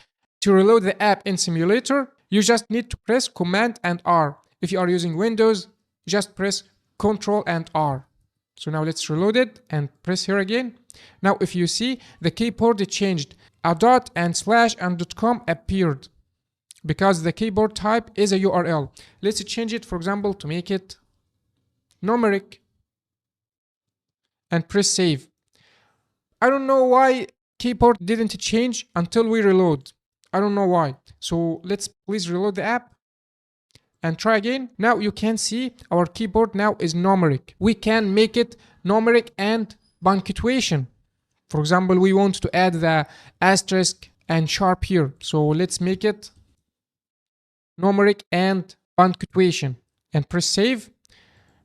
We need to reload our app again. Sorry for this. Just press Command and R. And now if we try, look, our keyboard changed. It become numbers and punctuation. Let's return this keyboard type to default. And we need to reload again. You can also reload from the terminal. If you just open the terminal and press R here, you can reload the app also. Now our keyboard return as default. Now let's try another property. There is a property called secure text entry. You can use this property if you want to enter a password or something. Let's make it true. Now when you type something, look, what you type isn't appear to other. It appear as password because you set secure entry to true. Now let's comment this. We have also another property called multi-line. Multi-line, if you make this property true, now you can type a multi-line. You can make your input is a multi-line input like this. We have another property also called editable. If we make it editable, if this editable prop is true, you can edit this text input. But if it's false, you cannot edit this input. Look, when I press here, I cannot edit. I can just copy the text, but I cannot edit it. But I can't edit it. So let's return it to true again. Now we can edit the text. I want to mention something. If your prop is equal to true, you can remove this true. This equal and true. Just remove them and it will work as you can pass the true value here. Okay? So no need to add equals true. Just keep it like this. Okay? But if it's false, you need to type false. Okay? But if it's true, just make it like that. Finally, how to control this input. For example, I want to get the text that I write here in this input and use this text to allow the app to take the input from user. To do this, you have to assign two main properties. The first one is the value, and the second one is onChange text. This value refers to the current text value in the input, and this onChange text is a callback triggered when the text changed. Let me show you. But first, to control them, let's create a useState hook to control our text. So let's define a useState hook. Let's make it empty because we want to make our input is empty. Don't forget to import our useState from React hook. And now useState, and as you've learned before, useState is returning an array of two elements. The element 1 is the state, and element 2 is set state. The state here is the text input. The set state here is the set state text. So let's make it set text, and let's store them in constant. Okay, so now let's copy this text. Let's copy this text and put it here inside the value. And let's copy this set text to put it inside onChange text and press save. Now this text variable can tell you what user just type in this input. For example, let's log it. User type and text. Add the text here. Let's log this. This line of code refers that we want to only log this text variable. Okay, now let's press save and go to the terminal. Let's clean the terminal and let's type anything we want. For example, my name. My name. Look what happened. We can log my name in the console, because this name or this text now is stored inside this text variable. So you can use this text variable in any operation that you want. For example, to send it to the server, or to send it as HTTP request to the backend or anything. Or we can also render it here. Let me try to render it here. Let's add here a text. And let's just type my name is, and add the text here. And we got here a red line because we need to import the text from React Native. Like this. And let's press save.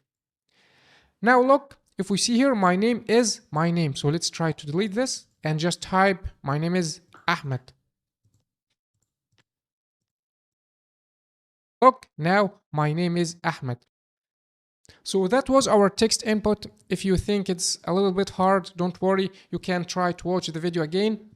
And if you still not understand how to control text or how to handle text, don't worry. We're gonna use this text input more and more in this course. So don't worry about that. But it would be great if you understand this lesson well.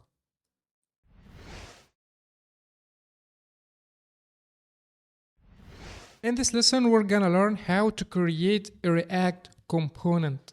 Look at this screen here. This is a simple screen. This is a simple screen. We've rendered all the UI and components in app.tsx. And this is not a good practice. And it's better to separate each component in each file. Let me show you. Let's go to our folders and create a new folder called src. Inside src, we're gonna create a new folder called components. And inside this components, we're gonna separate this UI from app to many components. For example, this image is gonna be component and this text and this subtitle. Okay, let me show you. First, let's go and create a component for the image. For example, let's name it app logo image.tsx. React component can be class component or functional component. And the modern way in creating components is the functional component. So let's create a functional component. Functional component, it's like the JavaScript function. Let's define a function, const. Let's name it app logo image equals to. It's a function. And we're gonna return a UI. For example, let's return a view. To use view, you need to import it from React Native. So let's import view from React Native. Now we've created our component, but we cannot use it in another screens. Why? Because we didn't export this component. So we need to export it using the export default and the component name. This name, you can pick any name that you want, but make sure that you are using a name refers to the component, okay? Because you're gonna get in your project later a lot of components, so you have to give each component a unique name. When you read the name of the component, you know this component, okay? Now finally, we're gonna create the style sheet.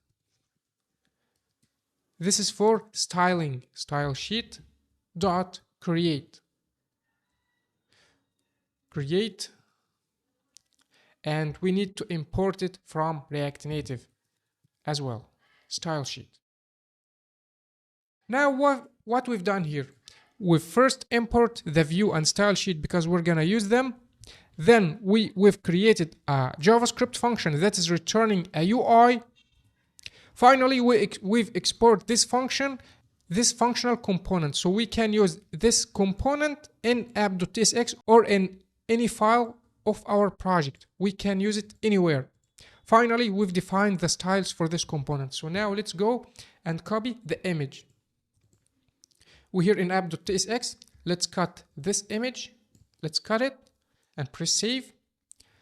And go here and paste it here. Let's replace it with this view.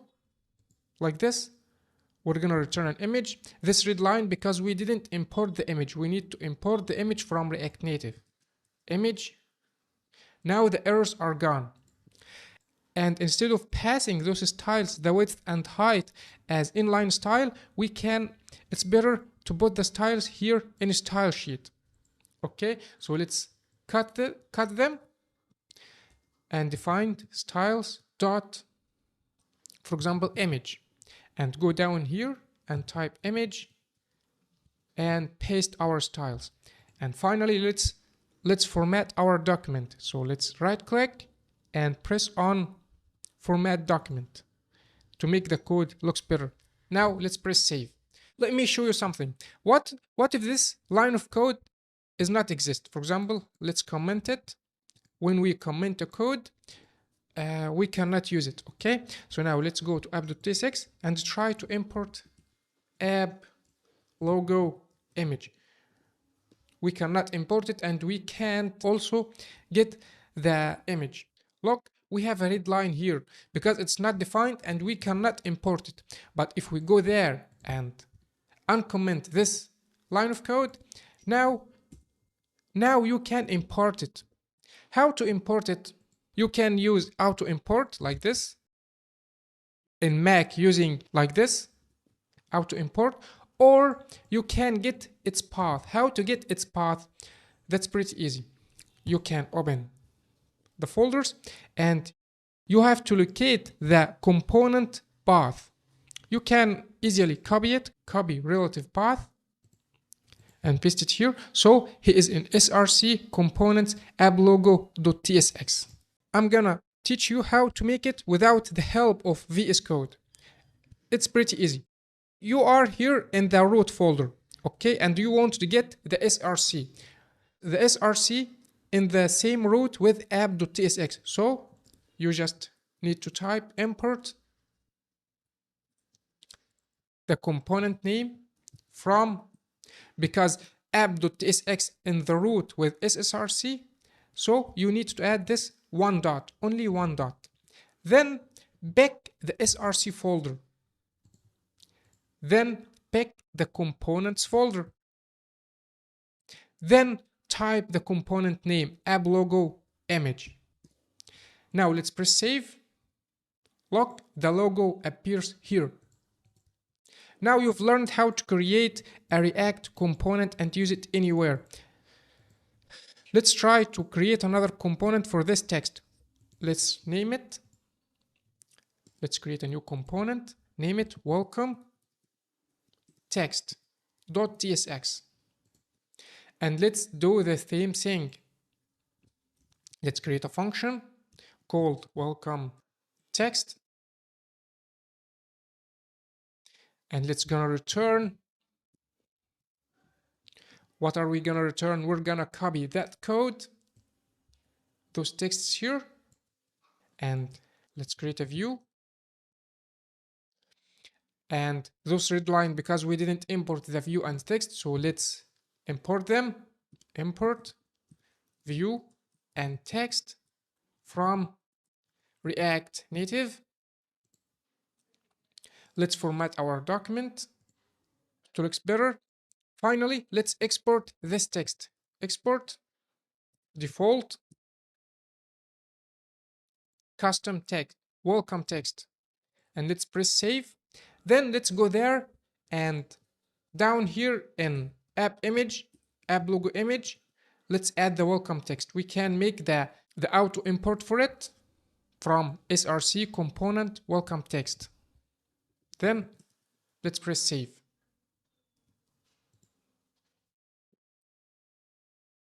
A little change happened because we put our text inside a view. If we just remove the view, look, it became as before. But you have to know something. You cannot, in React, you can't return two elements. For example, if I remove this fragment, we got error because you return two elements. In React, you need to return a one element or wrap those two elements in something called React fragment. React fragment, like this. And you have to wrap them inside React fragment. Like that. React fragment here and down here. You have to type React fragment and you need to import React from React. Or there is another way, and this is a better and easier. Just delete React fragment here and delete React fragment here and press save. Look, nothing happens. So in React, when you want to return two elements, you just wrap them between React fragment. Okay, this is a basic React. Now if you see, our code looks cleaner. You can do the same thing for this text, create another component to this text. So you need to know in our app, we use multiple components and separate each or any piece of UI into a component.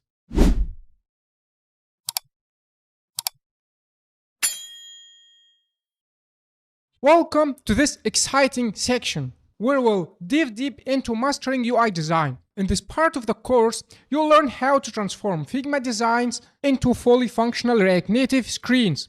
We will explore key principles of user interface design, break down Figma components, and step by step creating stunning responsive screen that elevate your app's user experience.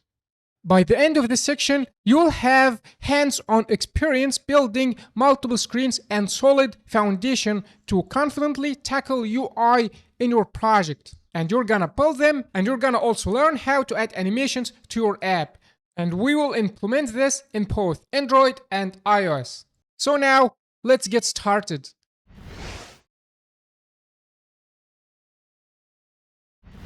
In resources, you're gonna find a link. It's a Figma link of our UI design. If you see here, you're gonna find 8 screens. Those are the screens that we're gonna build in this section. It's better and good experience to install Figma app instead of opening it inside the web.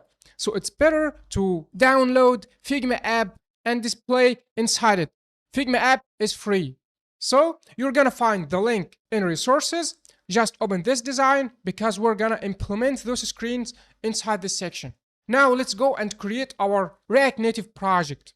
So here, select any folder that you want and open a terminal inside this folder. And let's write this command. nbx create Expo app at latest. Then we're gonna add our project name. I'm gonna name it UI Mastering. And I'm gonna select this template option. Template. Why I type this template option? Because if you see here in documentations, when you select this template options, you're gonna select one of those. The default one, the plank with TypeScript and tabs and per minimum. And because I assume that you are beginner, so I'm gonna use the plank to install it with the minimum required npm dependencies without any configuration or navigation or any typed code. Okay, but if I select the default, he's gonna include tools like Expo CLI, Expo Router Library, and other things. So this is designed for production. But for learning, I'm gonna start with Plank without any typed code. Okay, so I'm gonna add this dash template option and press enter. Then I'm gonna select Plank with TypeScript and press enter. Now let's wait until our project is done and ready. Now our project is ready. Let's go to our root of project, cd UI mastering, and let's open it inside VS Code. So let's just type dot to open it inside VS Code. And here our project. Let's try to run it. So let's just type npm start. And let's press I to run it on iOS, or you can press A to run it on Android.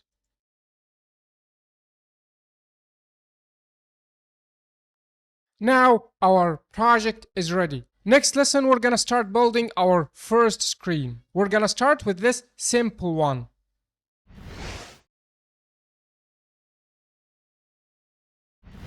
Now let's start with this first screen. First, I would like to mention something. You cannot edit this screen, but you can take a copy. So you can create a new file for you in Figma. You can name it whatever you want, for example, temp. And inside this temp project, you can copy this screen here and paste it like this. This allows you to edit or make any changes that you want, okay? So now let's start building this screen. We got here a logo and we can render it inside the app using multiple ways. I'm gonna show you a good way and a better way. First, I'm gonna export it as PNG.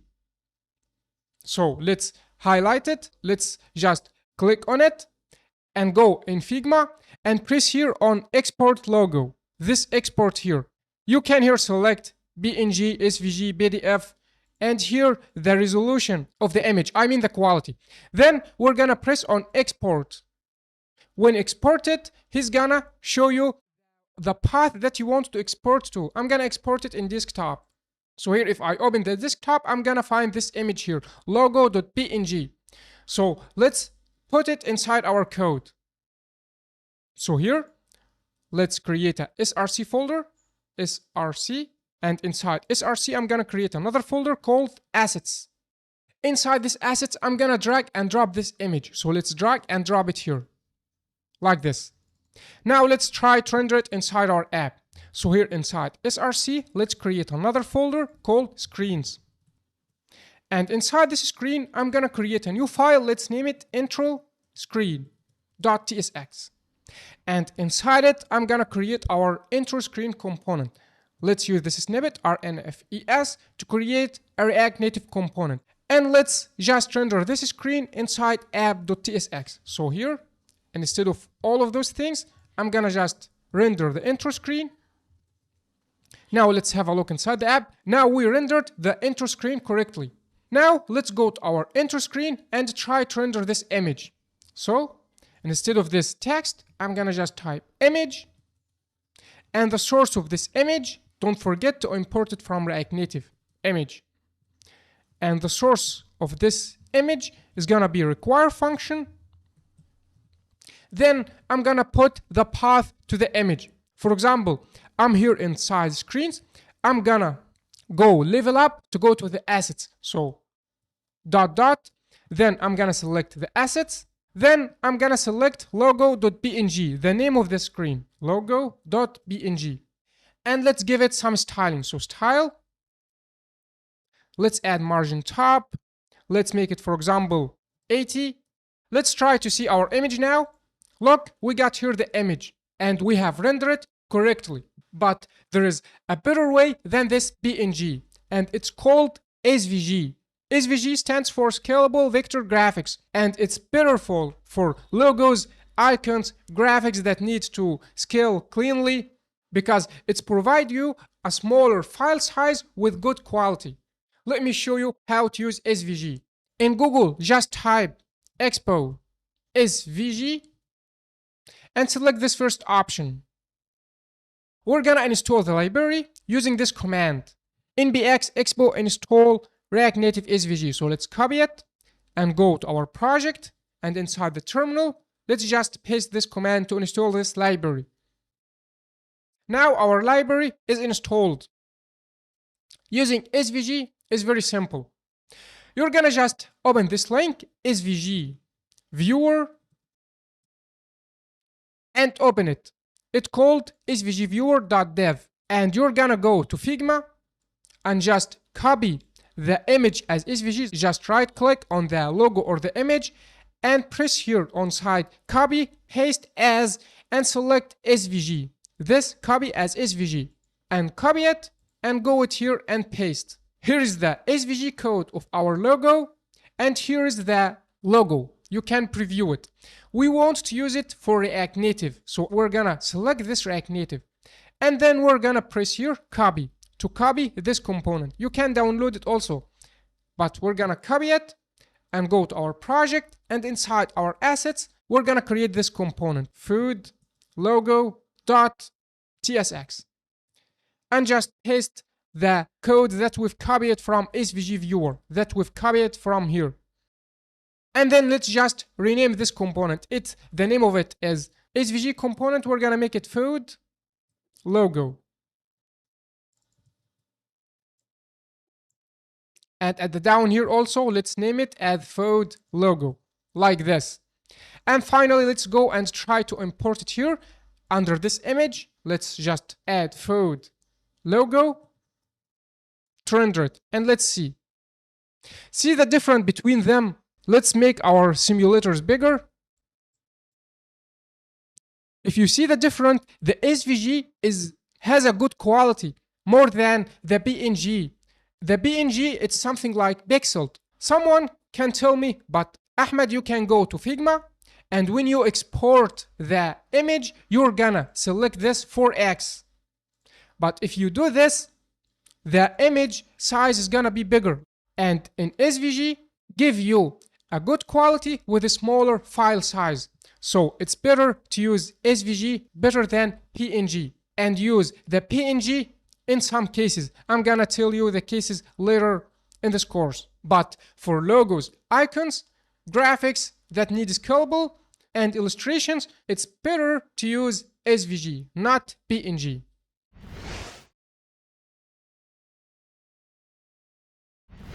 In this lesson, we're gonna finish this screen, this intro screen. But I would like to ask you for something. Please don't type the code with me. Please just watch this video, and after this video is end, write the code with your own. So in this video, just watch. So we're gonna go to the code. We're gonna delete the image and leave only the SVG logo. And let's remove this image here.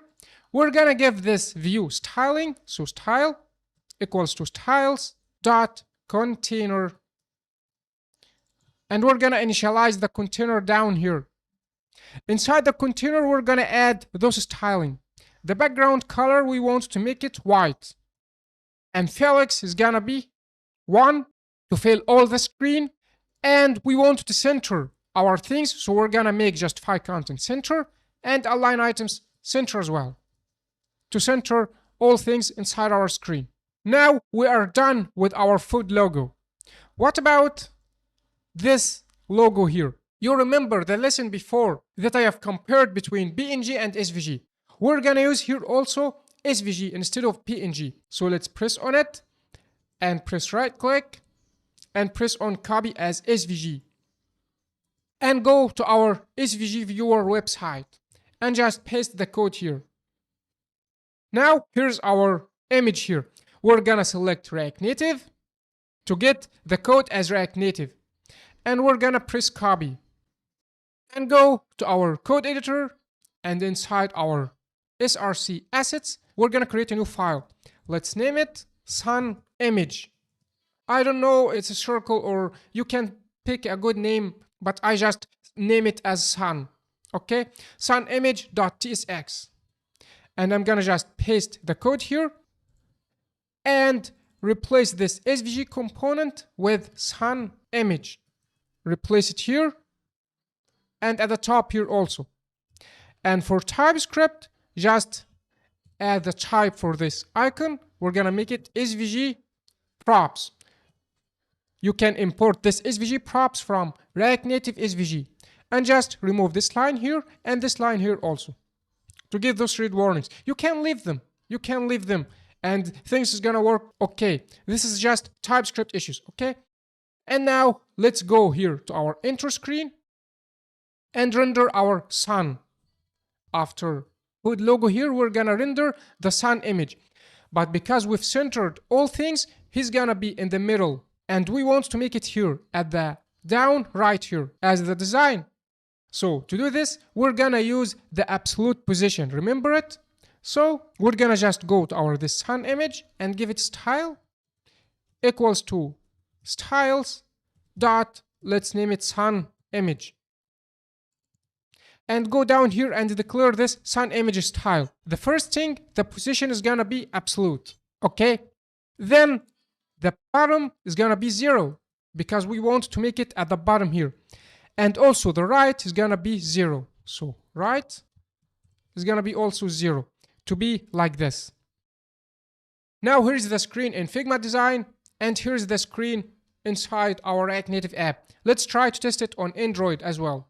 So let's go to terminal and go to Metro and press A to run our app inside Android device.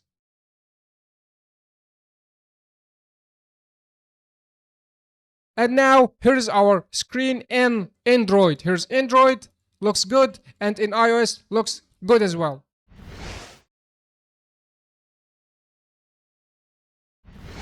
Previously, we've done this screen, and now let's start working on this screen. To make things simple, we're gonna separate each piece to component. For example, this is a component and we're gonna name it user avatar. And here is another component, is just a circle with arrow. And after we finish this component and this component, we're gonna wrap them inside one component and name it header. Then it's just a simple text. And here also we got here a component, let's name it social, and another component here, let's name it send button. And then we're gonna merge them together to create this section component and render it 5 times. So we're gonna separate them two components. And in this screen, you're gonna master creating circles. So first, let's start with this user avatar. So let's go to our code, and inside src, let's create components folder, components. And inside it, we're gonna create our first component, user avatar.tsx. And we're gonna use this snippet, rnfes, to create a functional component. Now what we got here? We got here just image with height 32 and width 32. And it's round, so we have to give it a border radius, the half of them. So we're gonna just import our image from React Native, image, and we're gonna just render this image, and we're gonna give it this styling, style equals to styles.avatar. And inside this avatar, we're gonna add the following.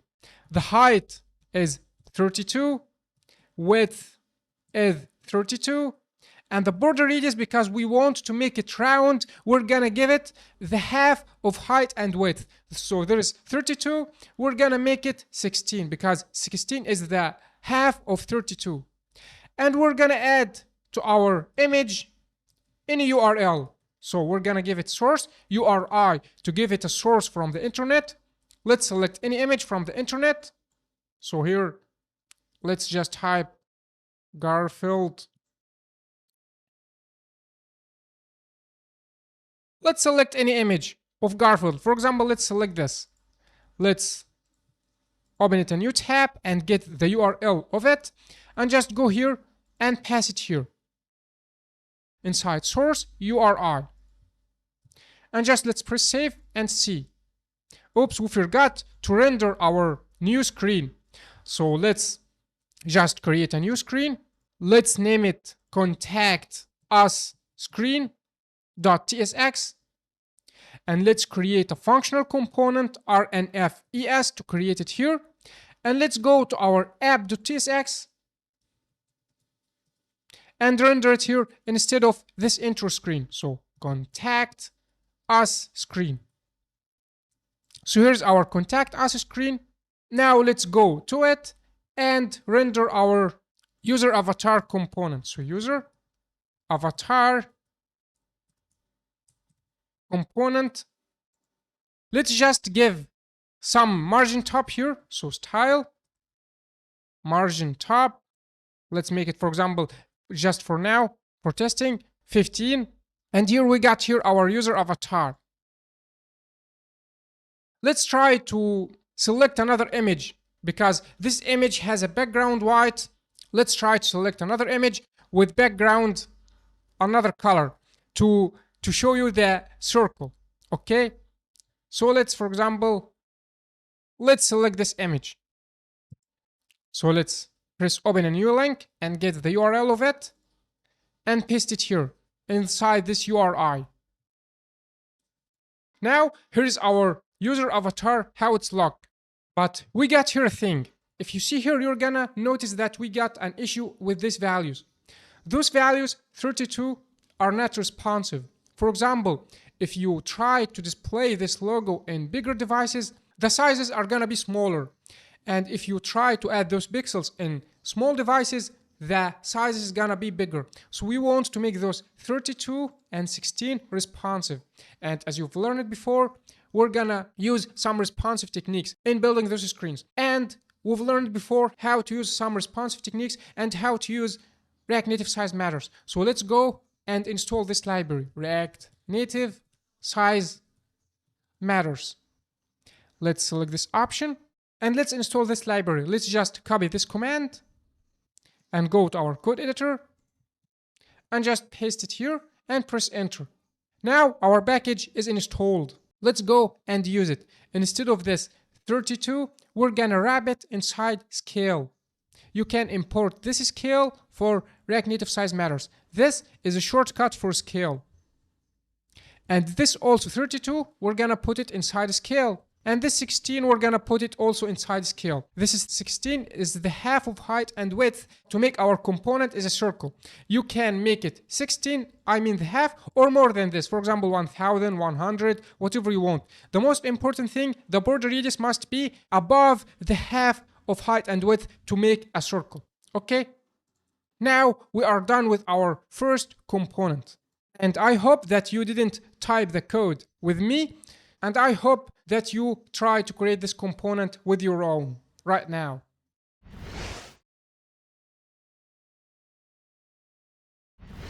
In previous lesson, we've created this user avatar. And in this lesson, we're gonna create this back button. So let's go and create our component. So in VS Code, let's go to our src components and let's create back button.tsx. And let's create functional component using rnf-es snippet. And let's just render it inside our screen. So inside contact us screen, let's just render back button like this. Let's remove this duplicated import. Now here's our back button. We want to make here a circle, and inside it we want to put this arrow. So how to create a circle? We've learned this before, you remember, in user avatar. We're gonna just make the height and width 2032, and the border radius is gonna be the half. So we're gonna just give this view style equals to styles.container. I want to remind you, please don't try the code with me. Just watch this video, and after this video is done, try to create the component with your own. Okay? So the height is gonna be scale 32. The width is gonna be scale 32 as well. And border radius, you have to make it above 16. So let's make it 16 or above. And what's the background color? In Figma here, if you press on it, you're gonna find this is the background color of this icon here. So let's copy it and just add it here. So background color is gonna be this hex color. And finally, we want to center anything inside this circle because we're gonna put this arrow, so we want to center it. So we're gonna use justify content, center, and align items center as well. Let's remove this text and try to add this icon. You can use SVG or you can use Expo vector icons. In this section, we're gonna use both. So here, inside Google, just type Expo vector icons, and let's open this link. Let's search for chevron left. Here's chevron left here. Just press on it and try to use it. So let's copy this, import, let's paste it here. Then let's copy the render and let's paste it here. And let's make some changes. The size here in Figma, if you see the size, we got here the size. The height is 7 and the width is 3. So let's make it, for example, 7 and try to have a look. So scale of 7. Oops, it's a lot smaller. So let's make it bigger. Let's make it, for example, 20. Let's decrease it a little bit. Let's make it, for example, 16. Okay, 16 looks better. Now finally, let's format our code. Let's make this back button touchable opacity. Touchable opacity because it's a button. Oops. We've duplicate imported. So we can press on it because it's a button. And finally, let's put them together as a header. So if you see this header, we got here the user avatar and we got here the back button and space between them. So let's go to our contact us screen. Here's the view. The margin top is 50. Let's put it inside vertical scale. So VS. And let's put our user avatar and back button inside another view. And let's give this view some styling. So style equals to styles.header. And we're gonna initialize this header here. we're gonna make the Felix direction is row. To put them between together, we're gonna make the back button above the user avatar. And we're gonna make justify content, we're gonna make it a space between. So we're gonna make the space between the user avatar and the back button. And finally, let's add some padding here. So if we go back to Figma, we're gonna see that our view has a padding here, padding of 17. So let's try to add this padding horizontal. So if you have a look here, we use here the style sheet, and above we use here inline styling. So let's have here padding horizontal, scale of 17 to have spaces in the edges of the screen. Let's try to test it on Android to see. Here is how it looks in Android. It's beautiful header, isn't it? Now we are done with our header.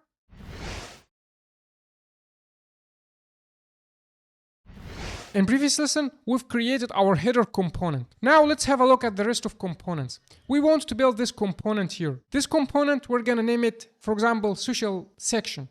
And it contains 3 components. The first is this circle here, send button, and the social icon, and this text, and a little separator here. So let's start creating those 2 circles component. So let's start with this. It's a circle with 46 of pixels. So let's go to our src, and inside components folder, let's create a new file. Let's name it send button.tsx. And we're gonna use our snippet rnfes to create a functional component. And since it's a button, we're gonna make this view touchable opacity like this. Let's go and render it to see what's happening. So for example, let's go for now to contact us screen, and let's try to render it here. Send button. Oops, let's render it after this view. Now let's give it some style. We're gonna make it style equals to styles.circle. And inside this circle, we're gonna make the height scale 46, the width scale 46 as well. The border radius is gonna be scale of the half of them is 23, or you can pick any number above than 23. For example, let's make it 40, for example. And to center things inside it, we're gonna use justify content center and align items center as well. And finally, let's go and see the background color of it. So here's the background color. Let's click on it. Here's the background color. So now let's add background color. Is this color. What we get inside this button? We got here this icon. So let's convert this icon to SVG component. So let's right click on it and press on copy as SVG like this. And let's go to our SVG viewer website, and let's paste it here. It doesn't appear because it's white color. If you make it black like this, look, we can see it. So now let's go here and let's copy this component. And since it's an icon, not an image, so let's inside assets here, let's add a new file and name it icons.tsx. And inside this icons, we're gonna put a lot of icons. So let's paste this component here. Let's remove this export default. And let's add the TypeScript here, SVG props from React Native SVG. And let's remove this line. And finally, let's rename this icon. Let's make it, for example, send icon. And finally, let's just export it. So export send icon. So in this file, we're gonna put multiple icons. So here's the send icon. Let's copy it and go. Instead of this text, let's just render it here. We got here duplicated import. It's because my VS Code auto import. It makes this issue. So let's save, and we got here an error. You try to register 2 views. Let's see what's happening here. Let's try to reload. Let's press on I to install the app again. Now it worked perfectly. And here's our send button here. Now let's build our social icon here, this icon here. And since it's circle like this, we're gonna just copy and paste this code. So let's copy this send button code. And let's go to our components and add a new component. Let's name it social circle.tsx. And let's paste the code of send button here. And let's name it just social circle, like this. Now let's go and import it. So inside our contact us screen, let's use this social circle here. And let's make some changes.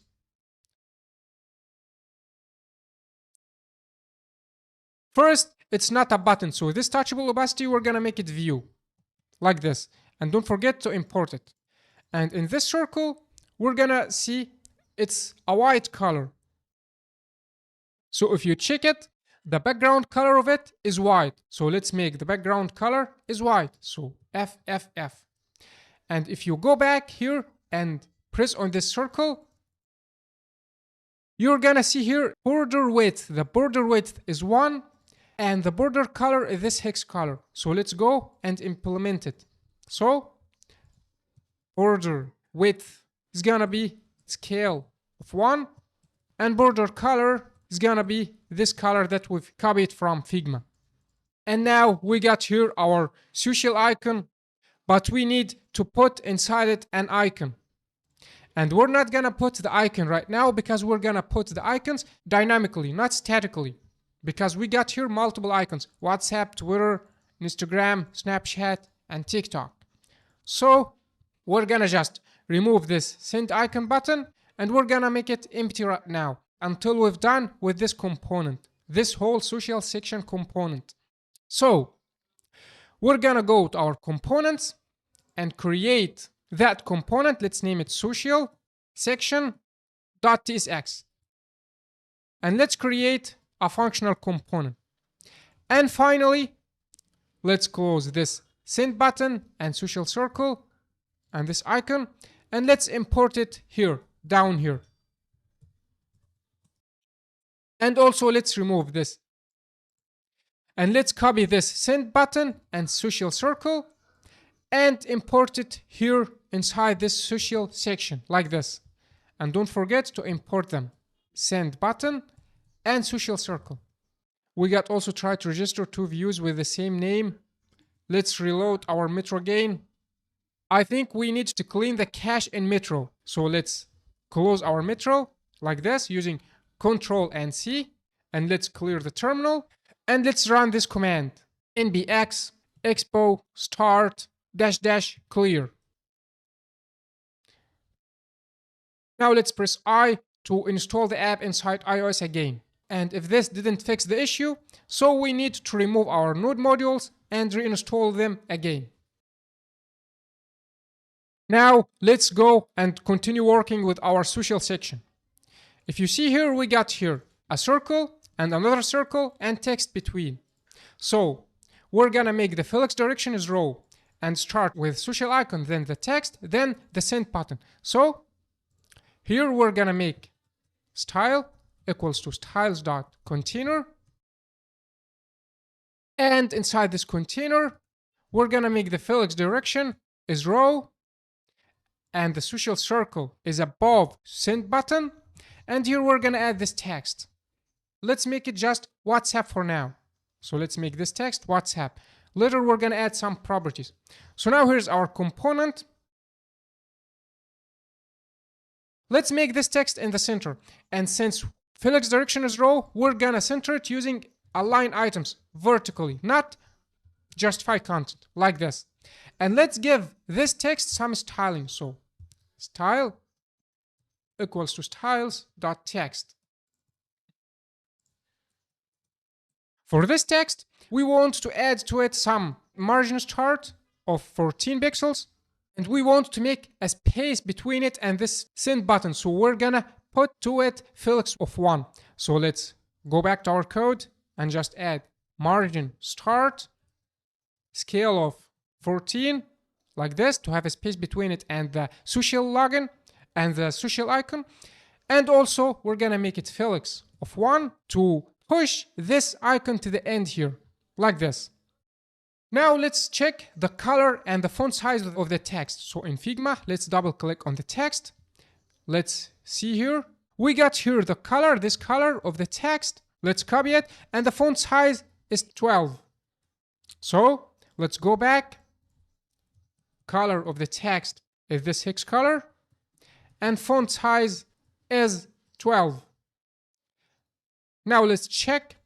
Now our design is like Figma. We just need to add a last thing, and this thing is this border here. Look, we got here border at the down here of this component. So let's create it. Here is the color of the border, width of the border. So let's go back to our style, and inside container, let's add border bottom width. We're gonna just put it at the bottom because it's only in the bottom. The border is only in the bottom. Okay, and border bottom color is this hex color. So now we've done with the border. We just need to add some padding to this border. So if we open our component, we're gonna see that how much is the padding. See the spaces between things. Just use the option if you are using Mac, and in Windows I think it's Alt. Try to press Alt, then see the spaces in Figma. Okay, so now we got here 15 pixels of space. So let's add some padding bottom, vertical scale of 50 to have space between this and the above section. Or we can make it padding vertical to have also space in the down and in the top, like that, because each section has also some padding to the top. So we made it padding vertical. Now we're done with this component, but we still need to add this icon here. And we're gonna add those icons using the props, the React props.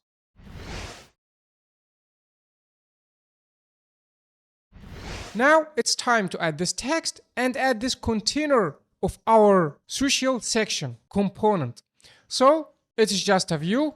If you press on it, it's just a view with border radius 14 and background color, this background color. So let's copy this background color and let's add, go to our contact us screen, and this is the social section. Let's add a view and give it style equals to styles dot social container. And let's go and add this style, social container. The background color was this color that I have copied from Figma, and the border radius was 14. Remember? I remember. And we got here some padding. So padding top is 26 and padding horizontal is, here is 18 and here's 20. We're gonna select only one thing. Let's select, for example, 20. So padding horizontal, let's make it scale of 20, or let's make it 18, like this. I think 18 is better. And padding vertical, let's make it vertical scale of 26. Oops, 26 is very big. Let's try to decrease it. Let's try to make it 15, like this. I think 15 is better. Now let's add this text, social media platform. So let's copy it and let's add it here. So text, social media platform, and the style of this text is semi-bold 16 and the color is black. So let's add style equals to styles dot, let's name it social title. The name is up to you. And inside this social title, the font size is gonna be scale of 16 and font weight is semi-bold, like this. Now let's give some space between our container and contact us. So it's about 22 pixels.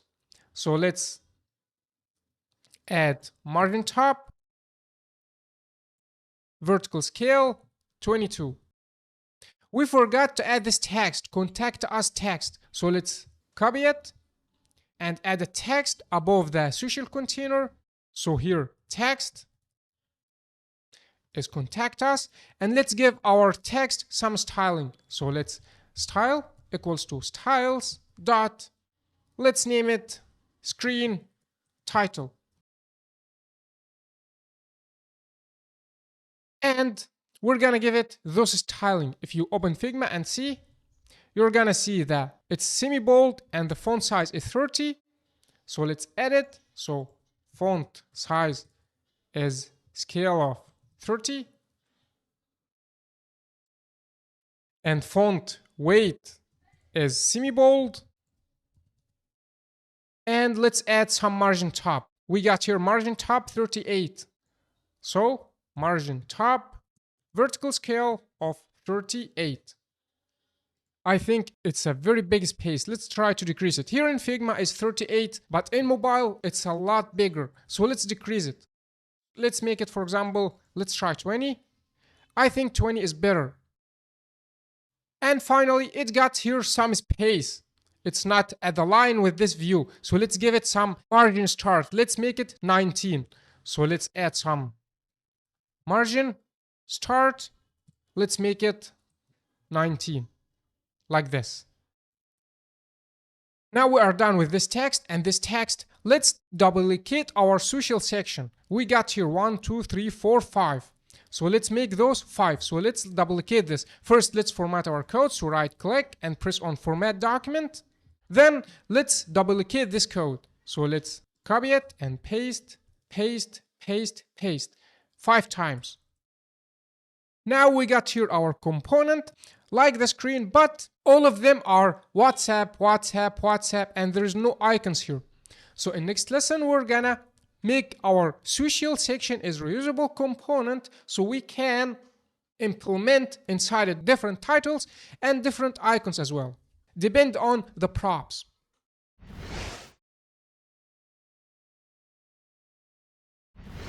Now let me show you something. If you have a look here, we got here social section for WhatsApp, Twitter, Instagram, Snapchat, and TikTok. And here also, by the way, this design is old. It became X. And if you see here also, we got here WhatsApp, Twitter, Instagram, Snapchat, and TikTok. Different icons and different texts. What to do in this case?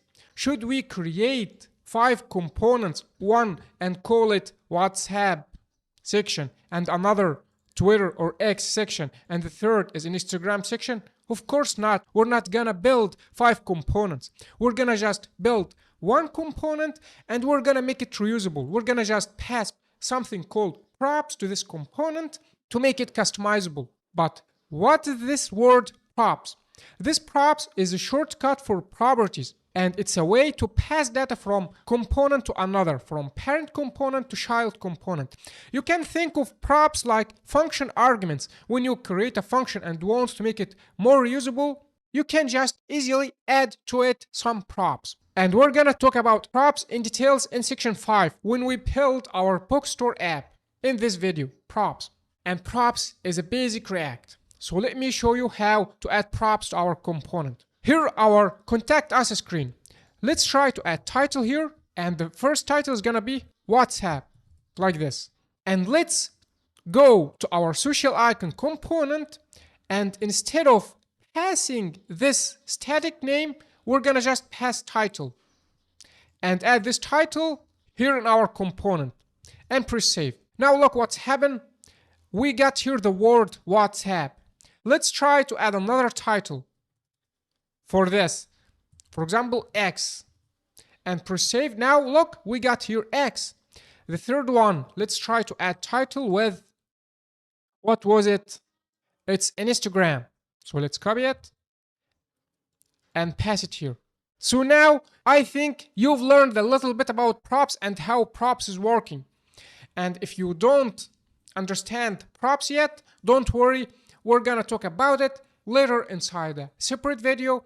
And also we're gonna use it more and more and more in this course. We're gonna build AI chat app, we're gonna build e-commerce app, we're gonna build bookstore app, and we're gonna use another code like native modules. And so we're gonna practice props a lot.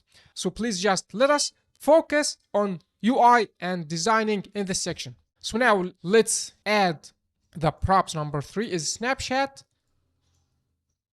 Let's add title here and make it snapshot. And finally, let's add TikTok. Now we're done with the text. How about the icons? Let's go to our social section. We got here social circle. If we open this component, we're gonna find it. It's a very simple component. So let's try to just copy this view and try to render it directly. So let's comment this and let's add a view with the styles.circle. I'm just making this to avoid something called props drilling. So instead of passing props from our social circle to our social section, then passing another prop from social section to contact us screen, it's a very bad approach. So let's make it like this. It's just a view with a style.circle like this. And here we're gonna pass our props. So let's just add the icon prop here, and to use this icon, we're gonna pass it as prop. So let's add it here. And then we're gonna go to our contact us screen and add the icon property. The first icon was WhatsApp. Let's try to search for WhatsApp icon inside Expo vector icons. So inside our Google, let's just type Expo vector icons. And let's search for WhatsApp. We got here an icon of WhatsApp. We can import it from Font Awesome. So let's press here and let's copy this import and paste it at the top here as we've learned before. And copy also this render and pass it here inside this icon. So inside this icon, we're gonna just pass this import here. And now let's press save and try to see. But the color, we need to make it this color. In Figma, the color of it is this hex color. So let's copy it from Figma and let's just paste it here like this. Now the second icon is X. Here in Figma is Twitter, but Twitter is very old. Now it's called X. So we're gonna just search for X icon. So let's go to our Expo icon and search for X.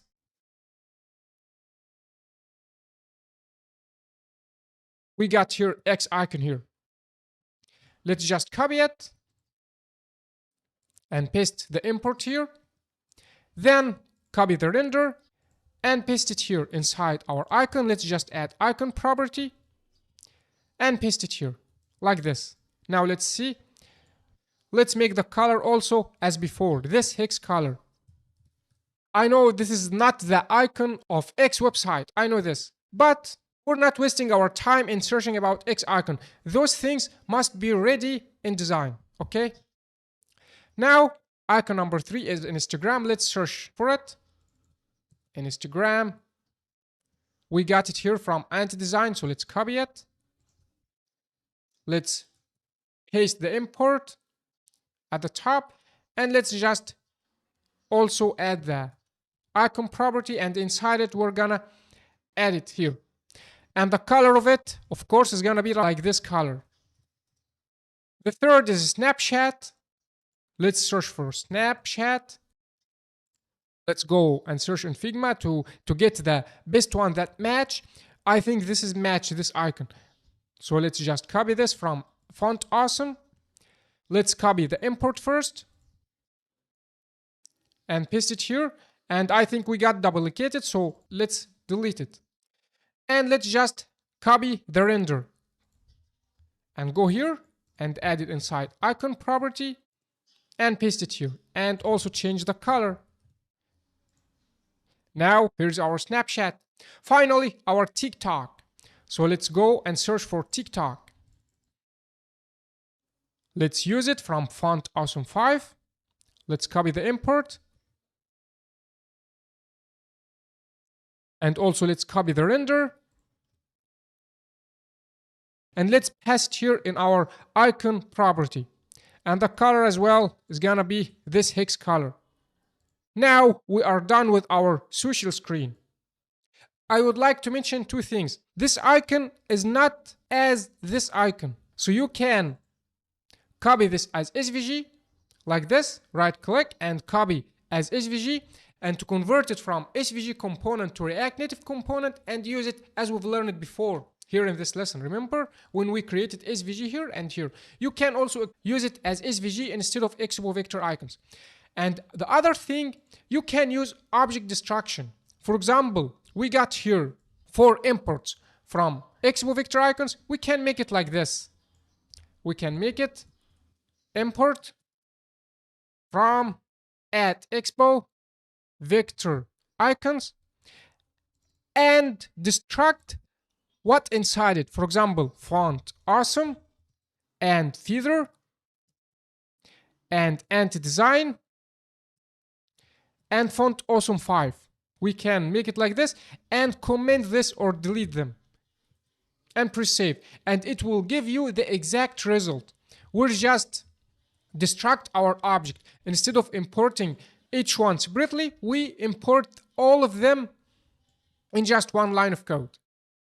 And finally, if you have a look at those colors, we got here duplicated code. This color and this color and this color and this color are duplicated, and this is a bad approach in coding. You have to follow a good design system, and we're gonna make this later in our project, AI chat app and smart e-commerce app. We're gonna create a folder for styles and put the colors inside it without duplicated colors. So don't worry about this. And finally, let's just add some TypeScript here. So let's add interface. Let's make it social section. Without this interface, everything is gonna work, but those warnings will continue to appear. So let's get rid of them. Let's just give them types. For example, the title is a string and the icon is React node.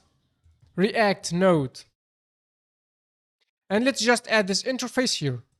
So the type of it is gonna be functional component, and add this interface inside it here. Now the warnings are gone. It's just TypeScript code.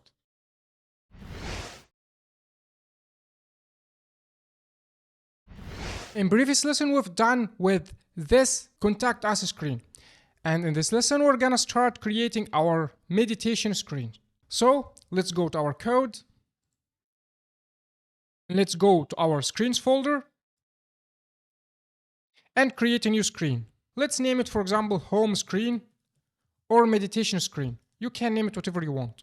And inside the screen, we're gonna create a functional component, RNFES. And let's render this screen inside app.tsx. So let's go to our app.tsx and render this screen. Home screen. Now let's remove unused code. Let's remove this and this and this line and this line and also those lines and this line. Just keep it like this. Now what we get inside our home screen, we got here text and another text and top tabs and a list with 2 cards in each row. So let's start with creating this text, meditation text. So we're gonna go to our code and create our first text called meditation. And let's add some padding top. So style equals to styles dot, or let's make it inline styling. So we're gonna add padding top. How much? Let's make it 70. So here, padding top vertical scale of 70. Now let's see how it looks in iOS. I think it's very big. It's very big. Let's try to decrease it. Let's make it, for example, 50. I think this looks much better. And here how it looks in Android. Let's add styles for this text. First, let's add padding horizontal for all the content, because we got here padding horizontal 16 to our content. So here we're gonna add padding horizontal scale of 16 to have spaces in the left and in the right. And for this text, we're gonna give it this style. We're gonna make it semi-bold with font size 20, and the color of it is gonna be this color.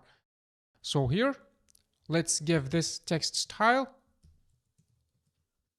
Color is this hex color, and font size is gonna be scale of 20, and font weight is gonna be semi-bold, like this. Now here's our title. Let's create another text. Let's just format our code,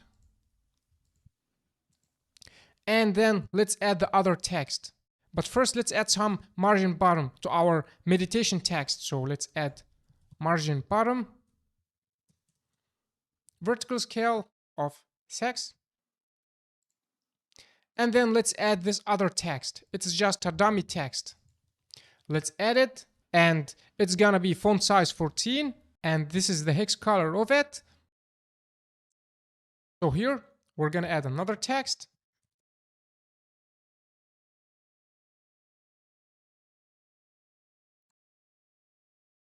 Here's the hex color of it.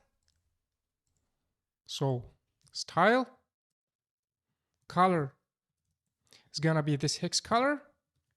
Font size, scale of what was 14.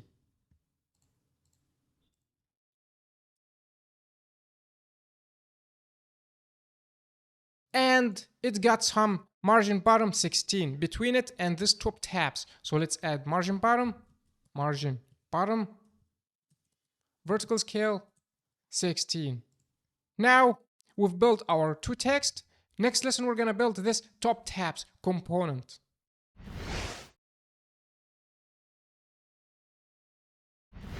In this lesson, we're gonna create this top tabs. If you have a look at this top tabs, you're gonna say, this is easy to build. We're gonna just add a text and another text and a container and a second container for this tab.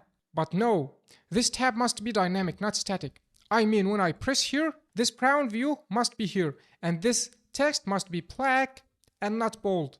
And also, we want to make our top tabs accept more than 2. For example, what if you want to add a third tab or fourth tab? So in this lesson, we're gonna build this top tabs in a dynamic way, not static way. So we're gonna first just build the container of it. So let's go to our code and go to our folders.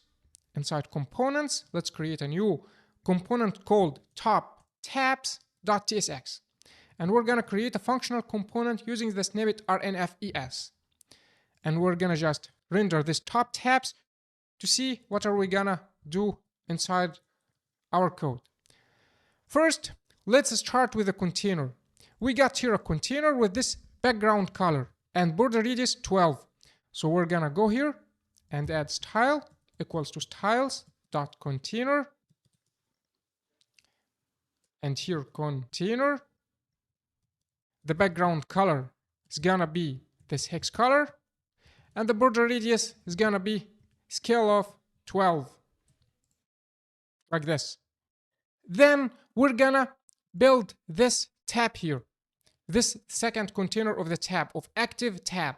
So we're gonna just render it, but we want to render it in dynamic way. So let's first initialize our tabs array. So const tabs array equals to live and recorded, like this. And also let's define some colors. For example, the active color and inactive color. So if you see here, the active color is this color. So let's copy it and initialize it here. So const active bg. This is a shortcut for active background. Okay. And also let's copy the color of active text. It's white. FFF, it's white. So we're gonna also const active text equals to white, active, and inactive text is gonna be this color. So we got here active background, active text, inactive text. And we got no inactive background because the inactive background is the color the same as the container of the view. Okay. Now let's try to render those two tabs. So we're gonna use map method of JavaScript. Map method is JavaScript method allow us to map our array. So we're gonna just tabs array dot map, and we're gonna pass tab name, and we're gonna just map it and return it in touchable opacity. Why touchable opacity? Because those are buttons. When you press here, this tab must be active, okay? And we're gonna give this touchable opacity, this is style. So style equals to styles dot tab button. And let's define this tab button style. So here down, at the down here, the top button is gonna be, we're not gonna add the background color. We're gonna just add the border and the height and the width. So the border is 8 and the height is 32. And we're not gonna pass a width because we want to make it to fill all the width. Okay, so now we're gonna go back and make it the height is vertical scale 32. And we're gonna make felix of 1 because we want to make it flexible. So if we got 2 tabs, each tab will take the half. If we got 3 tabs, each tab will get the third. Okay, so we're gonna give each tab felix of 1. And border radius, we've said it's 8. And finally, let's justify content and align items to be in the center, because we want to make the text inside the tab in the center, vertically and horizontally. Now let's press save and see. We didn't get anything yet. Did we render it? Yes, we rendered it because we didn't return anything inside this touchable opacity. So it's time to return our text. And we're gonna pass inside this text the tab name. This tab name refers to each element inside our array. So it will refer to live and recorded. Now let's format our code and press save. Now let's give our container height and width. So here in our container, let's just go back here. We got here the height is 40 and the width is the all screen width. So the height as vertical scale 48 and the width is 100%, or no need to add it. But we need to add Felix direction is row to make it in the row values like this. And let's center the item. So align items, center, to center our 2 tabs like this. And finally, let's add some padding. So if you notice here, we got here padding of 4. So we're gonna just add padding. Padding is a scale of 4, like this. Now we got here 2 tabs, and it's time to style our tab button. So we're gonna add a useState hook. We are using useState hook to update the state inside our React component. So we want to make a useState hook with the state value of a string. When it's live, this tab is gonna be active, and when it's recorded, this tab is gonna be active. So we're gonna use useState hook. So const active tab and set active tab equals to use state, and the active tab we're gonna start with the live one. Now let's add some styling to our tab button. So we're gonna make it array of styles, and we're gonna add this style here. If active tab equals tab name, we're gonna add this style. Background color is gonna be active BG, like this. So here we can see when our active tab equals to our tab name, we're gonna add this style here, this brown background. And the active tab now is live, and active tab is equal tab name is equal the live. So the live now is active and has the brown background. If we make this live recorded like this, the recorded one is gonna be the selected one with the brown background. Now let's style also the text. And for the text, we're gonna add those 2 styles. We're gonna add style equals to if active tab equals tab name. We're gonna add styles dot active text. Else we're gonna add styles dot inactive text, and we're gonna initialize those down here, active text and inactive text. This here, inactive text. For the active text, the color is white and the font size is 14 and it's semi-bold. So color is white, font size is gonna be scale of 14, and font weight is gonna be semi-bold. Here's for active text. And for inactive text, it's gonna be font size 14 and this is the color. So inactive text font size is gonna be scale of 14, and the color, we forgot that we initialize those colors at the top here, active text and inactive text. So here the color is gonna be inactive text, and here instead of this white we're gonna just add the active text. It's still the white, but we just store it in a constant like this. Now our last step to do is when I press here, I want to change the state. If you have a look at this useState hook, this is the hook to update the state. When it's recorded, the recorded is selected. When I make it live, the live is selected. If I put anything else, no one is selected. So how to set this recorded or live in the code, not manually when I type this. No, I want the user interact with this button. When he press here, the recorded become active. How to do this? That's pretty simple. We're gonna just, in this touchable opacity, we're gonna just make onPress handler. So we're gonna add onPress, and what are we gonna do? We're gonna just set active state, set this active tab here to the tab name. As simple as this. Now see, look, when you press here, you get this as an active, and when you press here, you get this as an active. And also you can add 3 or 4 tabs. For example, let's add a new tab, for example, videos. Look, it's become with 3 tabs. You can make it 4. Look, we got here 4 tabs. But let's just return it to make it 2 tabs.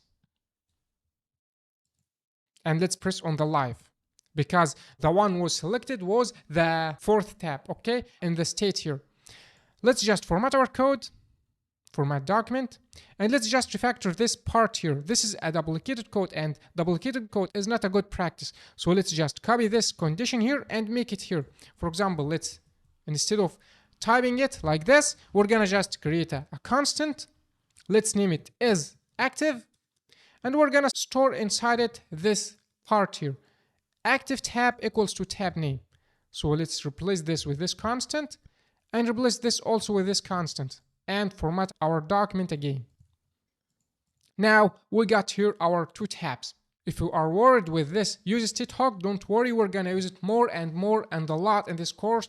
So don't worry about this useState hook. It's basic React, but don't worry, we're gonna use it a lot in this course and you're gonna master it by the end of the course.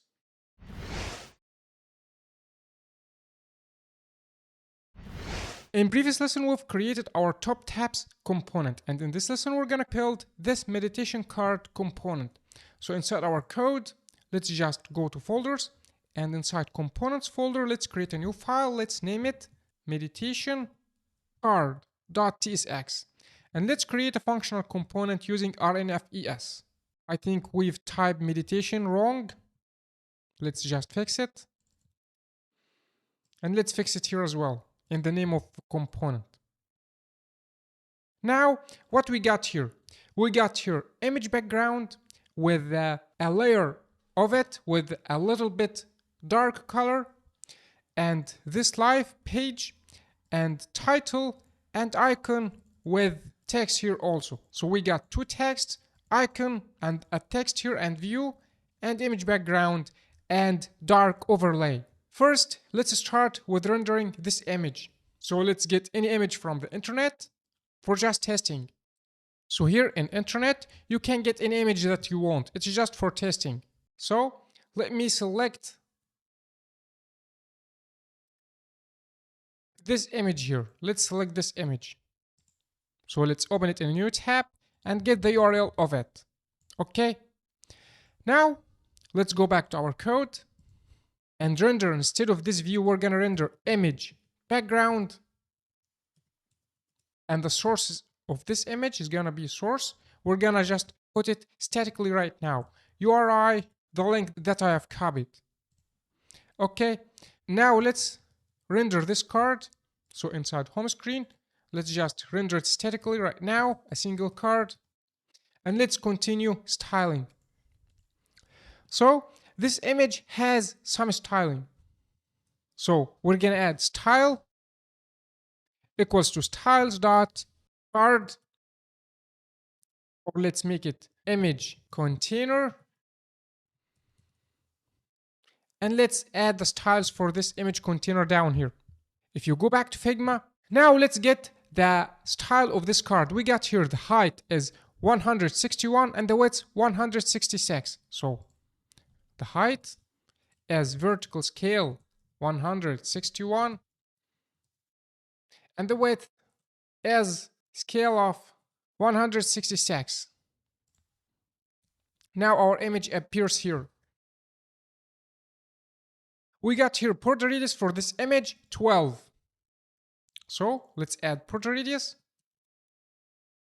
scale of 12. And we're gonna make the overflow hidden. So anything outside of this image is gonna be hidden. Now we are done with image container. Let's now add some styling for the image itself. So we're gonna add this property image style, and this is gonna be styles.image. So we're gonna define it here. Image, the width is gonna be 100%. The height is gonna be 100% as well. The resize mode, I'm gonna make it cover to cover all the space. And let's make the opacity 0.7 like this. Now I think we're done with the image, but we still need to add some overlay. And this overlay is very important, and I'm gonna show you why. Let's try to add this text. So inside our image background, we're gonna add a view. And inside this view, we're gonna add this text with meditations. And we want to make this text at the down here. So we're gonna add some styling to this view. We're gonna make it styles.card content. And we're gonna initialize this styles down here. So card content. We're gonna make the position absolute. The left is gonna be, we're gonna make it 0 and then add padding. So we can add here padding of 10, or let's make it, the bottom is 10 and the left, let's make it 10 as well. So left as scale of 10 and bottom scale of 10 as well. And for this text, we're gonna add this style. So style equals to styles.title. And we're gonna initialize it down here. The color is white, so color as white, FFF. You can get it from Figma here if you just double click on it. The color is white and the size is 12 and it's semi-bold. So font size as 12 and font weight is semi-bold. Now look, because the color became white, it doesn't appear. So now let's add a dark overlay to our image here. So we're gonna just add a view. After this image background, we're gonna just add a view with self-closing tag because we're not gonna add anything inside it. And we're gonna make style equals to styles.overlay. So we're gonna put a dark overlay to this image. And inside this overlay, let's just fix the spelling error. Overlay. First thing, we're gonna just spread this StyleSheet dot absolute fill object, StyleSheet dot absolute fill object What is this absolute fill object? It's predefined style in React Native that looks like the position is absolute and left and right and top and bottom, all of them are zeros. It's to make the component fill its parent absolutely, meaning it will stretch to all four edges, top, bottom, right, and left. Okay, to cover all the component. Then we're gonna just add a background color.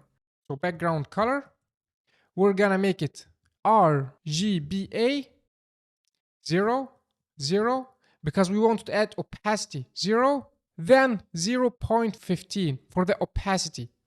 Now look, we've got here an overlay to the image, but we want to make it a little bit darker. Let's try to make it 40. Now our text seems to be appeared. Let's try to make it 60. I think let's make it 45. I think 45 is better, is a good one. Okay, let's continue add our another text, but first let's format our code. So format document to make our code looks better. Then let's add this another text here. But before we add this text, we need to add this icon also. So let's right click on this icon and press on copy as SVG and go to our website, SVG viewer, and open it and paste the code here. Then go to React Native, then copy the SVG icon here. Copy it and go to our icons and let's export this icon here and let's just rename it. Let's make it video icon. We've learned this before. SVG props, and let's remove this line of code. Now our video icon. So let's inside this view, let's add another view, and inside it we're gonna put our video icon. We got here an error. Identifier view has already declared. Let's try to make not duplicated imports because it makes an error. We got another error. Try to register two views with the same name. Let's try to reload our app. Now our icon appeared. We got here a warning. Each child in the list has a unique key. I know what is the issue with it. Remember our top tabs component. Let's go for it and add our touchable opacity a key. So key equals to, let's make it tab name like this. Now we fixed our issue. Now let's go back to our meditation card, and with this video we're gonna add this text with this title. So now let's add another text and let's make it with row direction. So inside this view we're gonna add style equals to Felix direction. We're gonna make it row like this, and also we're gonna center them vertically. So align items, center. Now for this text, just add this style, styles dot date text, and inside our date text we're gonna add the style for it. The date text is 12 and the color is white. So font size is a scale of 12 and color is white. And we just need to add some margin start here. So margin start, let's make it scale of, let's see how much, 7. So now we're done with the title and the date. We still have this page here. So let's implement it. So let's go up here and let's, after this overlay, let's add a view with this style equals to styles dot live page, and we're gonna add the styles for live page. The live page has height of 22 and width of 39 and border radius 90, and the hex color of background. So let's go and initialize this style. So background color, this hex color, and the height vertical scale 22, and the width is a scale 39, and border radius is a scale of 90. Now let's save and see, and we want to make it at the top here. So it's position absolute, and it's the right of 10 and top of 7. So we're gonna make position absolute, top as vertical scale of 7, and right, what was it? 10, right? Scale of 10. Now let's see. Now look, it's in the good place. Now let's just add inside it the text, and inside this text we're gonna just type live like this. And the style for this text, the color is white, the font size is 11, and the font weight is semi-bold. So let's give it some style here. So style equals to styles.live text. And down here, we're gonna initialize it. Font size as scale of 11. Font weight as semi-bold. Color is white. Now let's see. Looks good, but we just need to center it. So we're gonna go to live page container and add justify content, center, and align items, center as well, like this. Now we're done with our component. We just still need to replace this text with props and also the image.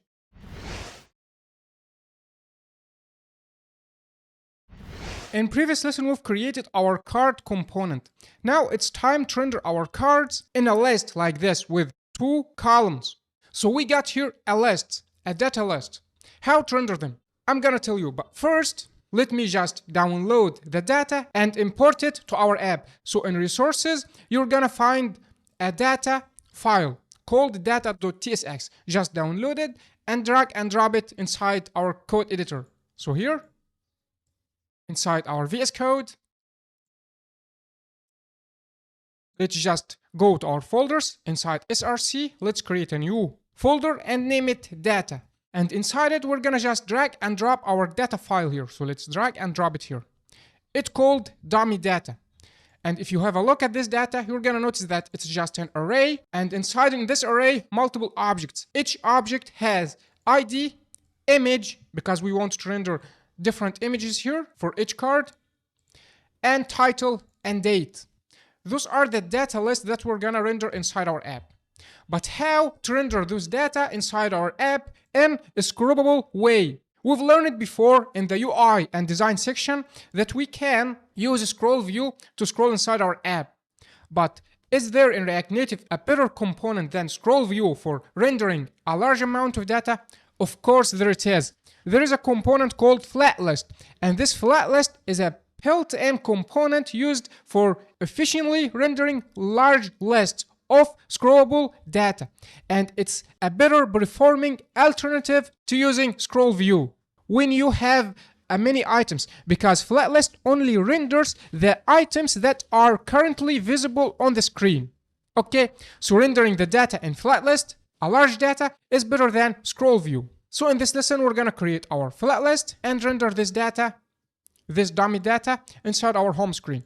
To use FlatList, first you need to import it from React Native. So here, FlatList, and we're gonna use it down here. Our FlatList take 3 main properties, and those properties are the data, and for this property, we're gonna pass our dummy data. This data here, we're gonna import it. If you have a look at the top, we've imported from data folder. And there is the first property, and it's very important because this property contains the data that we want to render. The second property is key extractor. And this key extractor is a function that identifies each item in a unique way. And we do this to get each item a unique ID. Okay? And for this key extractor, we're gonna just give item. It's just a JavaScript function, and we'll return item.id. And the third property is render item. What is this render item? This render item prop is the prop that's responsible for the component that we're gonna render. And inside our Figma design, we're gonna render the product card, this card here, meditation card. So we're gonna pass inside our render item this meditation card. So we're gonna use this render item property, and it's a function that returns the component to render for each item. Okay, so we're gonna just destruct our item and return here our meditation card like this. Let's cut it and paste it like this. And let's press save and see what we got inside our emulator. Now, if you have a look at our simulator, you're gonna notice here that we got our flat list with 6 items. Those are the data because those are 6 items, and they appear here in our meditation card component. But our component needs some fixes. If you have a look at Figma, you're gonna notice that we got 2 columns, not 1 column. And also we want to hide this ugly sidebar here. Look, this indicator here. To hide this indicator, we got a prop in FlatList called show vertical scroll indicator. We're gonna set it to false, like this. Now it disappeared. And to make it 2 columns, we're gonna just use this property, number columns. We're gonna just make it 2. We got here an error because you just need to reload your app, because if you read here, changing num column on the fly is not supported. So please just reload your app. So in terminal, just press R to reload our app again. Now it worked perfectly. We got here 2 columns. Now if you have a look at Figma design, you're gonna notice that we got here padding bottom here. You're gonna notice that we got here margin bottom here of 16 pixels. So let's add this margin. How to add this? First, let's just make our code editor like this to see what's happening in our simulator, and put the simulator like this. Okay. Now we got a third property called column wrapper style. And this is property as lets to apply styles to the row container that wrap multiple items on each row. Okay. So let's give it this style. Margin bottom is gonna be vertical scale of 16 to get this space here at the bottom. And also let's make justify content space between to try to make a space between them, between each row. Now if you have a look at the design, you're gonna notice that there is no vertical space between this card and the other. If you have a look at Figma, look, we got here a vertical space of 12 pixels, and this space is not applied here. And also this card here is cut off. How to fix this problem? This problem because we put our height width for our meditation card. So if you go to our meditation card, you're gonna see this image background has a style inside image container. We got here a width of 166. Because of this, this part is cut off and there's no spaces. Let's try to decrease it. So let's to make it 150. Now it looks better. You can make it 100. Oops, no, not 100. Let's try to make it 155. It looks good, but we want to make it responsive. So we can create something here. We can create, first we can import our dimensions, and we can get our phone width using the dimension. So we can get const phone width equals to dimensions dot get window dot width. Then we can create another variable and name it card width. And this card width is gonna be the phone width minus, let's say we need to add some margin here. Let's make it, for example, 16. So minus 16. And we're gonna multiply it in 3. Why we multiply it in 3? Because we got here 3 edges, the left, the right, and the inside. And after this, we're gonna just divide it by 2. Because we have here only 2 cards, so we're gonna divide it by 2. So now here's our card width. Let's go down here and put it here instead of this 155. Now it looks better, isn't it? You can also decrease or increase this value. To increase or decrease this space between them. For example, we can make it 20. Oops, let's make it, let's increase it a little bit. Let's make it 14. I think 14 is good. Or let's return it 16. Why 16? To make the space here equals to space here equals to space here. Because we put early the padding horizontal here and here is 16. Let me recap it. Yes, it's 16. So we just specify this number as 16 to get the spaces are equals. Now let's compare our design to our Figma design. So let's go back to Figma. I think the design is in Figma is a little bit square, not like this. So let's decrease the height of it. So let's go and go to meditation card And let's try to make this height, let's make it, for example, 140. I think this looks better. Now we are approximately done, but we still have one thing. We didn't render our data yet. So if you go to our dummy data, here, we got here different images. We didn't render those different images yet. So next lesson, we're gonna add some props to our meditation card here. We're gonna replace those static values with dynamic props to make our component reusable and to render this data from data file.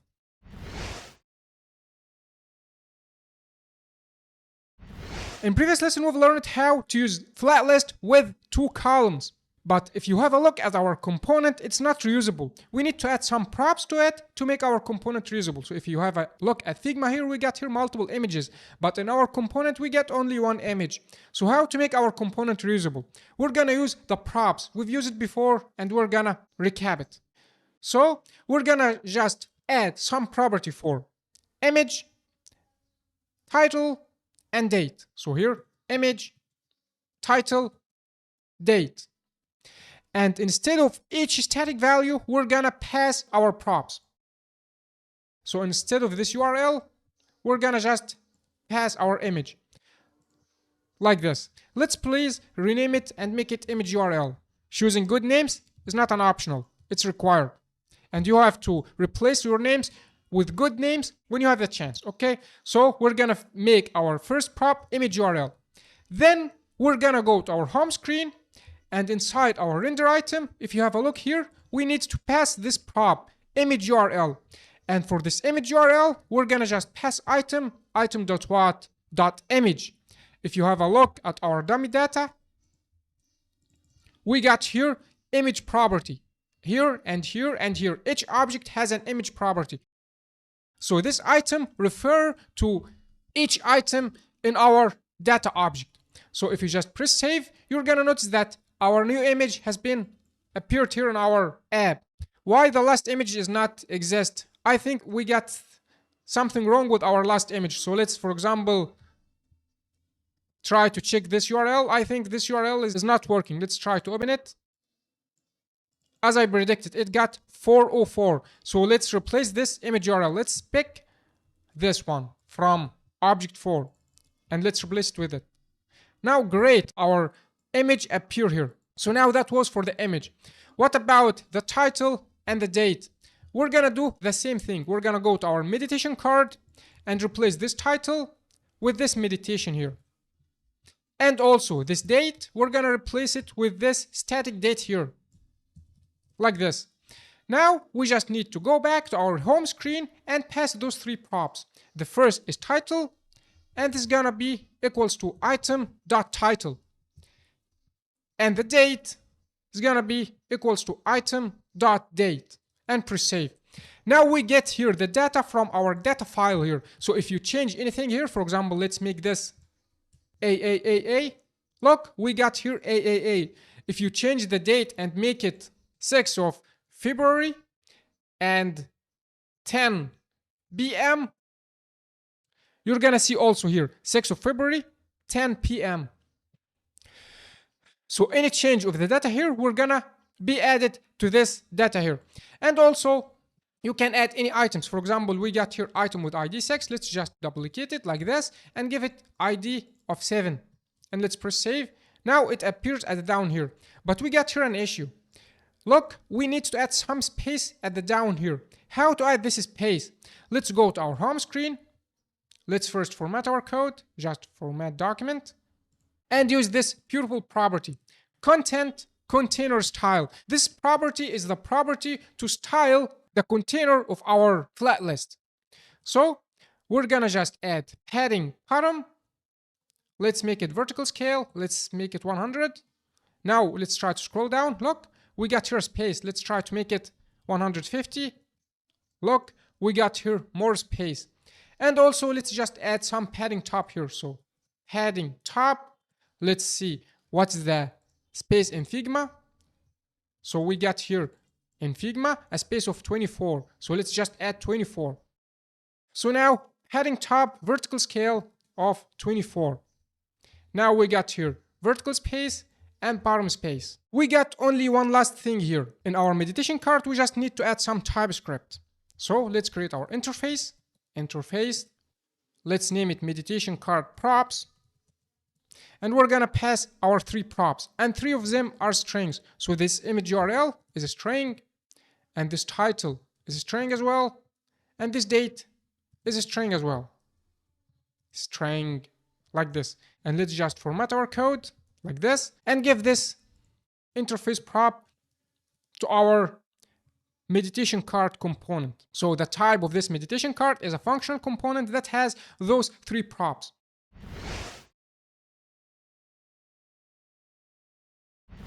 In this lesson, we're gonna start creating our payment screen. So first, let's create this header component. This header is just this circle and this text. And if you remember, we got here this arrow. We've built it here, remember, inside our contact us screen. So we've created this component before. We're gonna just import it and add this text to it. So let's go here and inside src, inside screens, let's create a new file and name it payment screen.tsx. And we're gonna create a functional component. Then let's go and render it. So in app.tsx, we're gonna just render payment screen like this. Now let's remove this and get our simulator. Now let's start building our screen. The first component was the header. So we're gonna just add a view here with a style equals to Felix direction is gonna be row, and inside it we're gonna just add the main back. Remember it? What was the name of component? It's called back button. Back button. We've duplicated this view import. What's wrong with my code? Let's try to reload it. I think it's just needed to reload.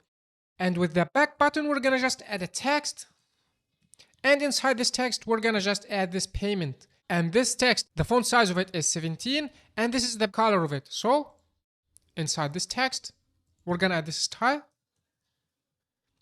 Font size is a scale of 17, and the color is this hex color. And the name of it is payment. So we're gonna just pass this payment. Let's format our code and see. We just need to add some space here at the top. So let's just, in this container, let's just add style equals to, we're gonna add the Felix of 1, and padding top, we're gonna just make it, for example, vertical scale of, let's make it 40, or let's get it from Figma. So if we just open Figma, it's 57. Let's make it 50. Like this. And we just need to add some space between the payment text and the back icon, 18 pixels. So for this text, we're gonna just add margin start, scale of 18. And for this container view, we're gonna just add align items to center, because we want to center the text with the back button. So let's just center it like this. And let's remove this first text. In this screen, we got here padding horizontal, but here we don't have this padding, so we're gonna implement the padding to this and also to the rest of the component. So how much is the padding? The padding is 24. So let's add in the container here, padding horizontal, scale of 24, like this. I think the pixels in Figma is much bigger than mobile, because sometimes Figma pixels are not like the mobile pixels. So let's try to decrease those numbers. For example, this 18, let's make it, for example, 20. And this 24, let's make it 20, or let's even make it 16. Let's try 16. I think 16 is better. Okay. Now let's just add some margin bottom of 37. So margin bottom to this container here. Margin bottom is vertical scale 37. Now we are done with the header. Next lesson, we're gonna create this payment method card.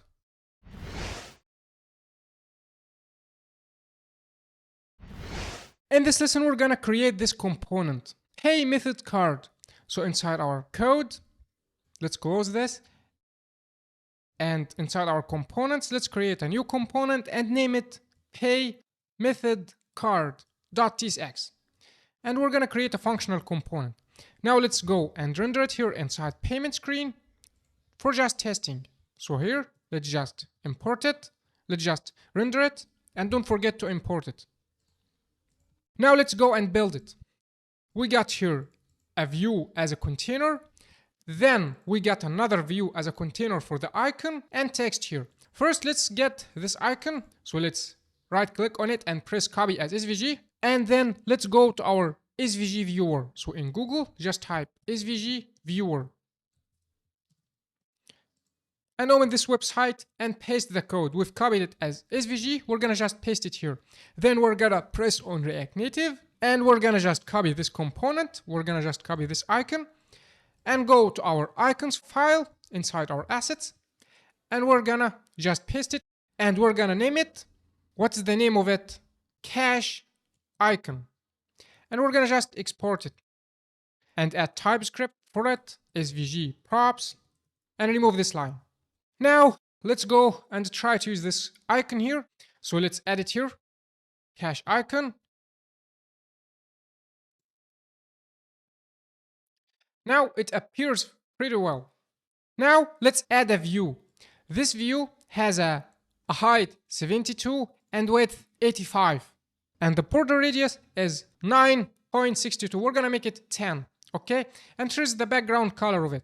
So we're gonna just add a view as a wrapper for our icon, and we're gonna give it style equals to styles.card. Let's make it card. And we're gonna initialize it here, card. The background color is the color that we've copied from Figma. The border radius as, let's make it scale of 10. Width as we've mentioned here, 85. So scale of 85. And height is gonna be equal vertical scale 72. Let's see. Now we got it here, but we just need to center the icon. So let's add justify content, center, and align items, center as well, like this, to center the icon. Now we got here the text. Beside it, it's called cache.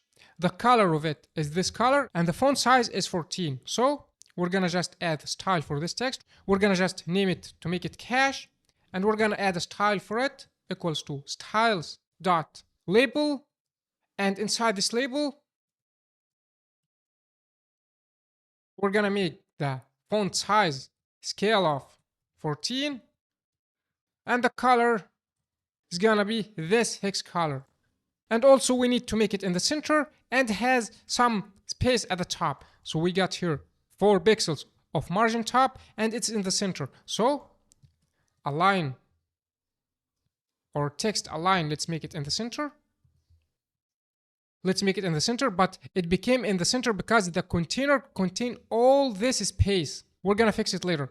And margin top is vertical scale of 4. Now we're gonna fix it. If you have a look at this view, if we get it style and background color, for example, red, look, it got all the width of the screen. So to fix this issue, you can get this container the width of this card. So let's copy this width here and let's just add it here. Width like this card, like this. And now let's delete this red. And let's see what to do next. Now, if you have a look, we got here 2 types of payment card method. We got not selected one and the selected one. Will we create 2 components? Of course not. It will be only 1 component. But we're gonna just add styles when it's selected. We're gonna add this icon here with this circle and this border when it's selected.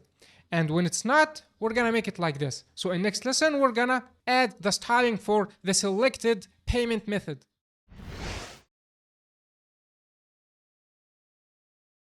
In this lesson, we're gonna add the selected prop to our payment method card. Look here, we got here. This component is a payment method. But when you click it, it should be like this, with this selected one. We will not gonna build two components. We're gonna just build only one component and add props to it in the styling to appear in different ways.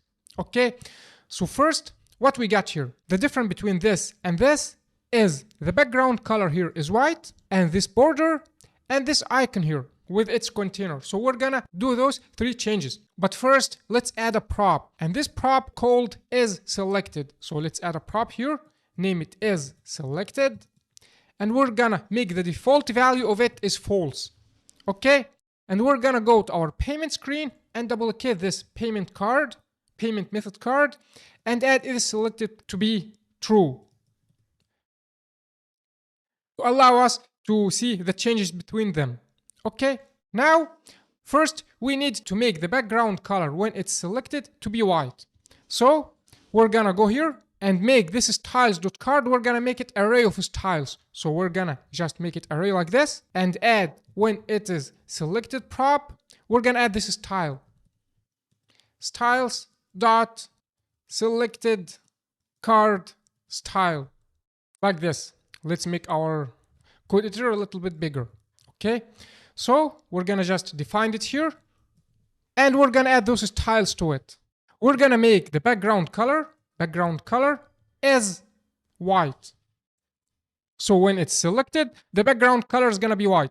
And also we just need to add this border width and the border color. The border width is 2 and this is the border color. So border width is scale of 2 and border color is this hex color. Now let's see. Now we're done with our border. We still need this icon, this true icon with this container of it. So what we got here? We got here a circle with border width of 2 and the border is white. And the background color of it is this color, the orange one with this hex. So we're gonna just add this circle here. So we're gonna add here up this view. We're gonna just add, if it's selected, we're gonna render a view. And we're gonna give this view this style. Style equals to styles dot check mark container.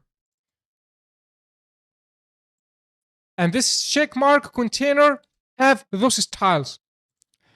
The height and width is 24 because it's a circle. So the border radius, we're gonna make it 12. So height, scale of 24, width is also scale 24, border radius is a scale of 12, border width is a scale of 2, border color is the white color. And we want to make our circle at the top here. It didn't appear yet because we didn't give it a background yet. So the background color of it is this color. So background color is this color. Now it appears, but look, we should to make the position of it is absolute and put it right here. Okay, to do this, we're gonna just add position is absolute. Why it disappear? Because this view is overridden. So we're gonna give it z index of 1 to make it appear like this. Then we're gonna make the top of it, we're gonna make it scale of -10 to be up. Let me just make this a little bit bigger. See here, we want to make it above this line as you see here.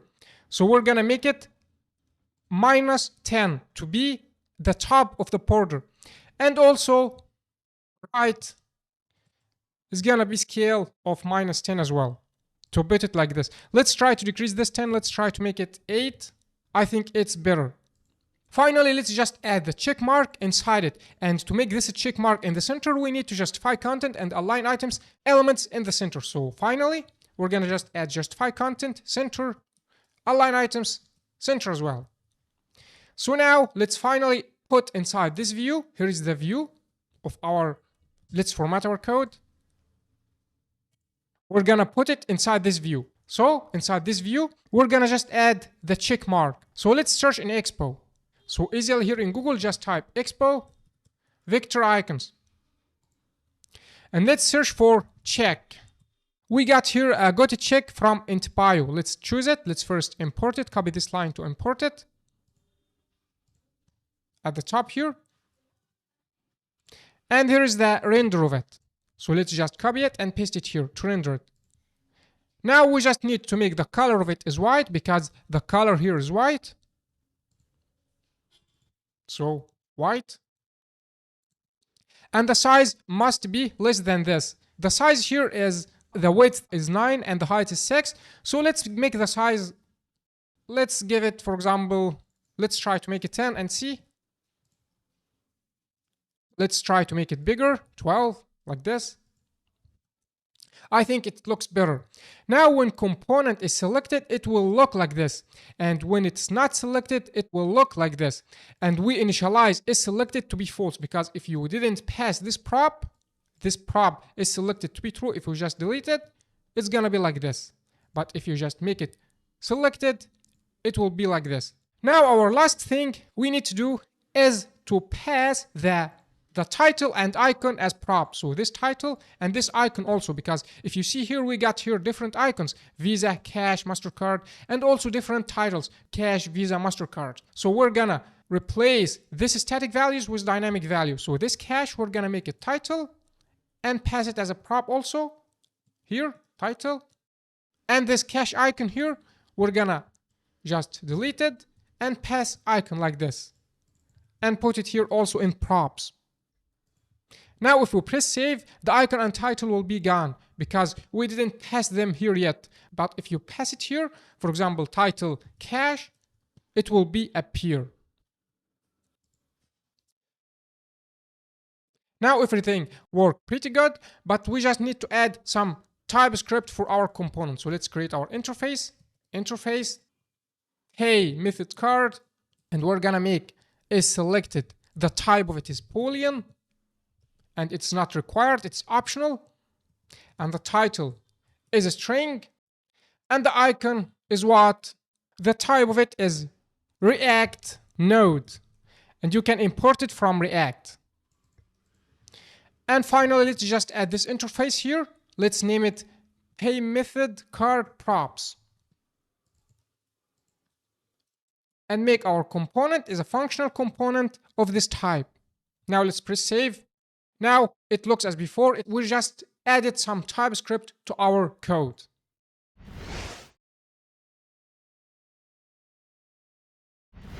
In this session, we're gonna create our payment list component. If you have a look here, you're gonna notice that it's a scrollable view. If you notice this PayPal, this must be a PayPal. So it's a scrollable view. So we want to make our data in a scrollable way, those payment methods data. And to do this, you can use a ScrollView or FlatList, as we've made it before. But first, we need to extract those icons. I previously exported this icon and name it Cash icon, but we still need to export this icon, and this also PayPal icon. As you've learned before, you're gonna just copy as SVG and go to our SVG viewer website and convert it to SVG. Or you can also copy it and go to ChatGPT and ask him to make it a React Native component for you. I mean convert SVG to React Native. You can also export it as PNG, but I've told you before, SVG is better than PNG. Okay, so now I just exported this icon and I'm done with them. Here's the Cash icon, and here's the Visa icon, and here's MasterCard icon and PayPal icon. So what I'm gonna do is going to our components and create a new component called paymentlist.tsx. And I'm gonna create a functional component, RNFES, and go and render it in payment screen. So instead of those two components, I'm gonna just render the payment list here.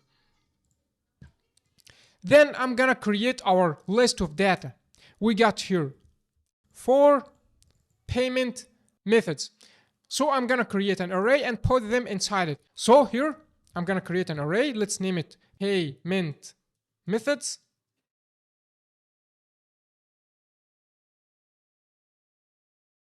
And each item is gonna be an object, has a label,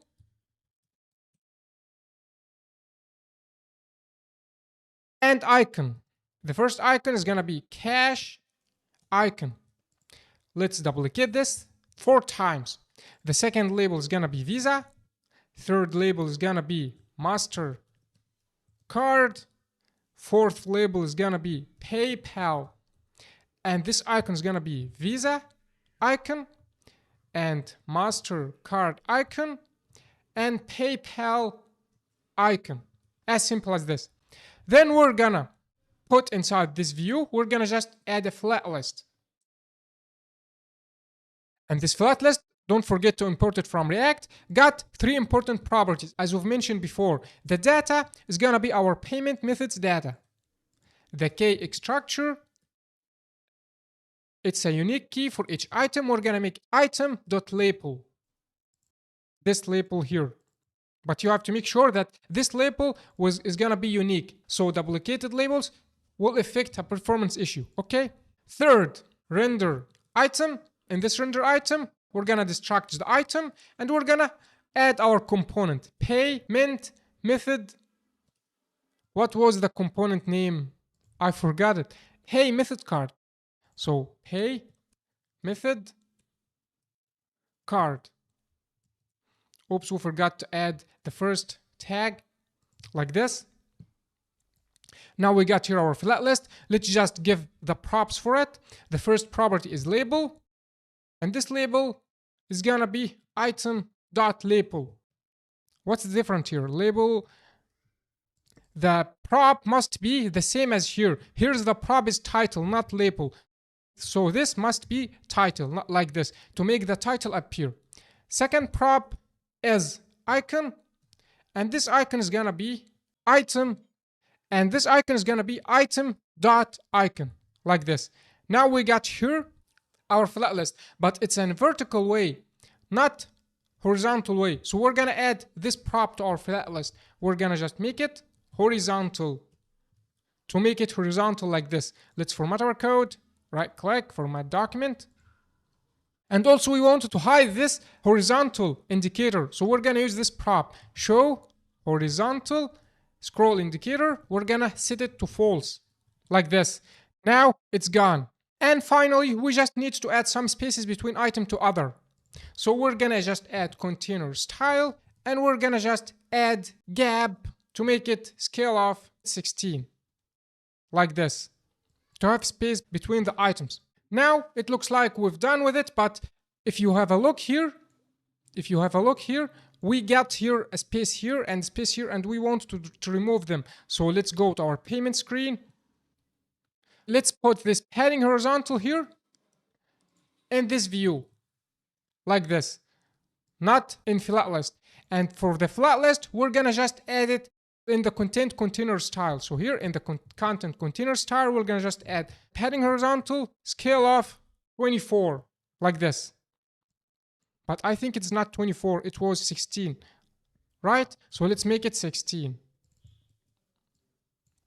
Now it looks better.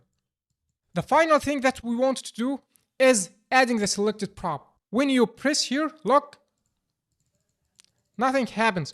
I want when we press on any item, it got selected. How to do this?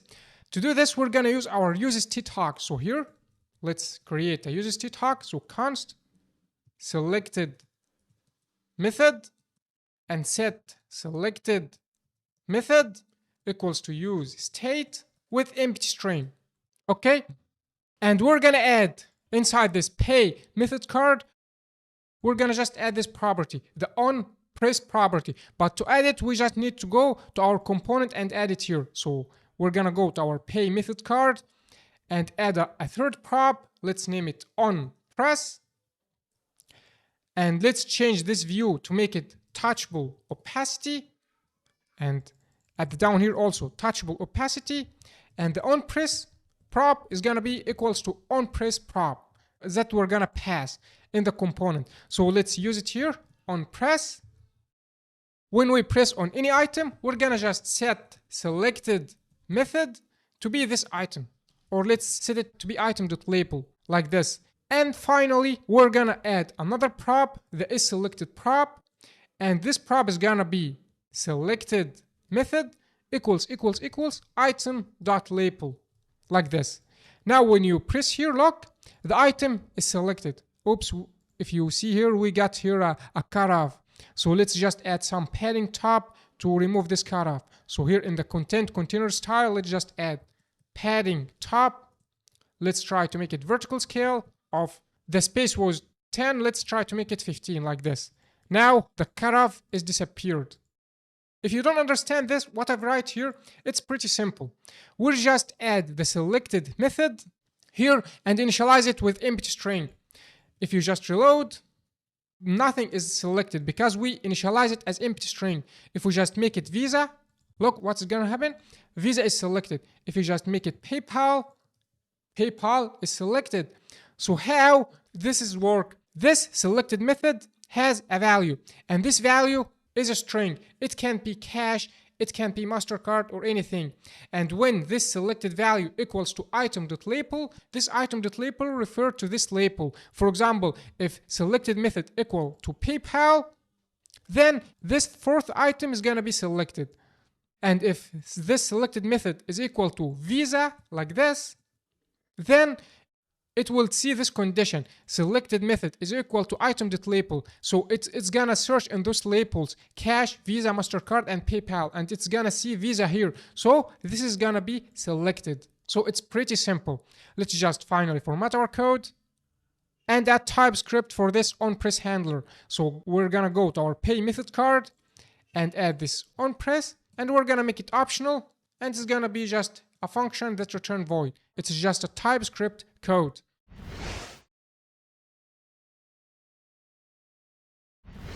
Now, the hard things in this screen is done, and the rest is simple. In this lesson, we're gonna create this box. So let's go to our code and add a new component, and let's name it pancardbox.tsx. And let's create RNFES functional component, and let's just go and render it inside our payment screen.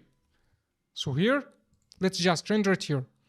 Pank card box. Now let's go and style it. We're gonna add a view with this background color with border radius 10. The width of it is gonna be 100% and the height is gonna be 257. So let's go to our code and give this style equals to styles.container. Container. The background color is this color. The height is vertical scale 257 and border radius is scale of 10. We want to add some padding horizontal to it, so let's go to our payment screen and trap it inside a view. So let's add a view and give this view just padding horizontal, scale of 16, like this. Let's give this a space 25 pixels. So margin top, vertical scale 25, like this. Now what we got here? We got here an icon, a title, and subtitle. So let's first extract this icon. So right click on it and just copy as SVG and go to our SVG viewer. You can also, by the way, ask ChatGPT to do it for you. ChatGPT can make it. And press on React Native and copy this part here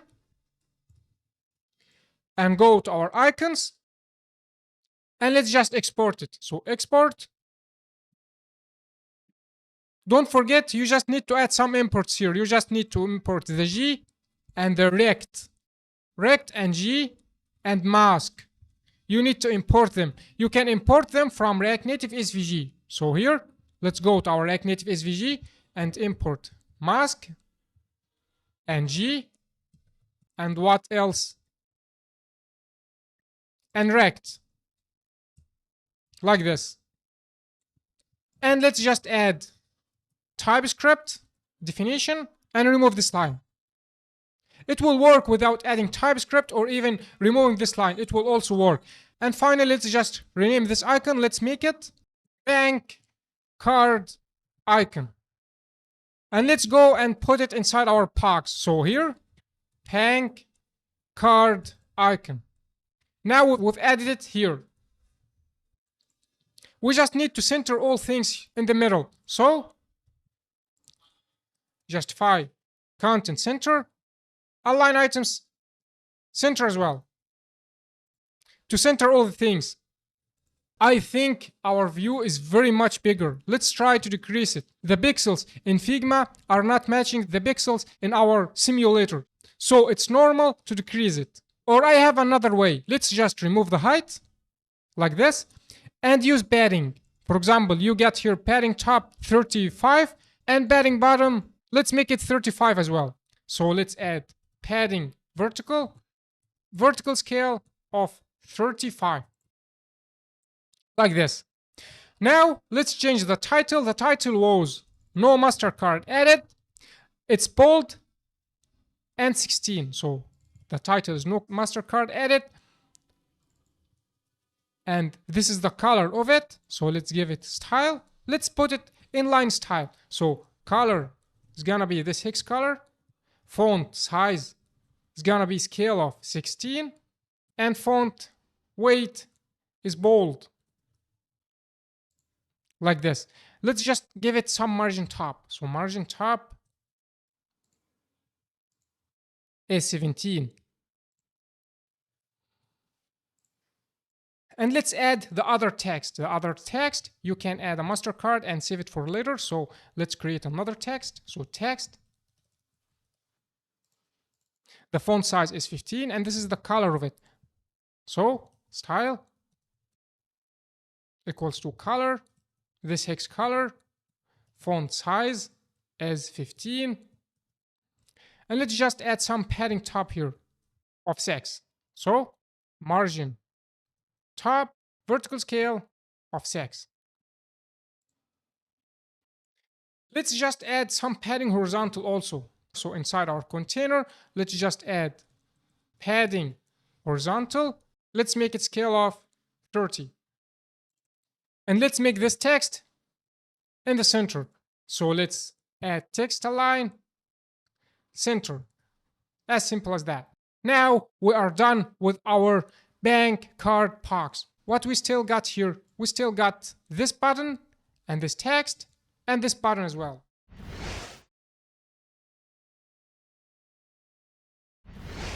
In this session, we're gonna create this add new button. So here inside our this code, we're gonna create a new component and name it add button.tsx and create a functional component rnfes. And let's go and render it here inside payment screen. So let's just render it here.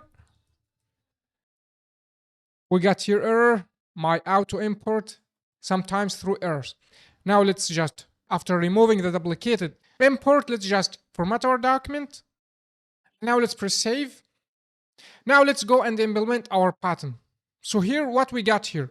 We got here a container with border width of 2 and border radius 10. Just double click on it to get the border radius. So the border radius is 10 and the border width is 2. And here's the color of border width and the background color is white. So let's go and implement it. So here, let's give it style. We're gonna use inline style. Okay, so the border color is this hex color. Border width as scale of 2. Background color is white. Border radius is a scale of 10. And let's see the padding. We got here padding top and down 23 and 22. Let's make it 22. So here padding vertical scale of 22 and justify content center and align items center as well. And the text here called add new. So here let's just add new. I think 22 is a much bigger. Let's make it 15. I think this is better. The color of add new is this color.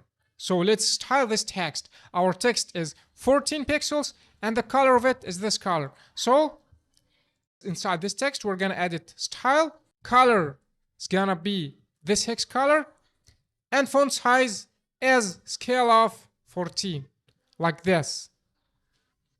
Finally, let's just add this icon here.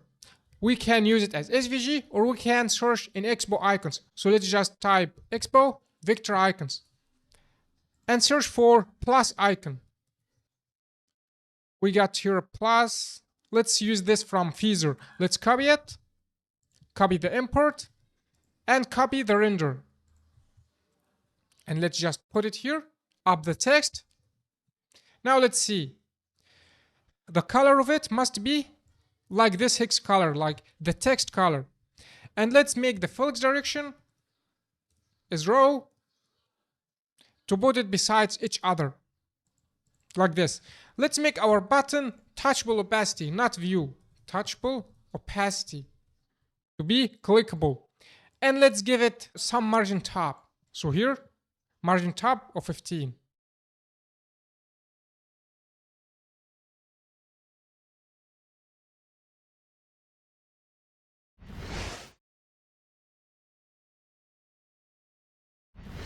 In this lesson, we're gonna learn how to add animations to our React Native app. What if you want to change this credit card or this card with some good animations? It's easy to do. You just need to install this library. So let's just search for React Native Lottie Expo and select this first option.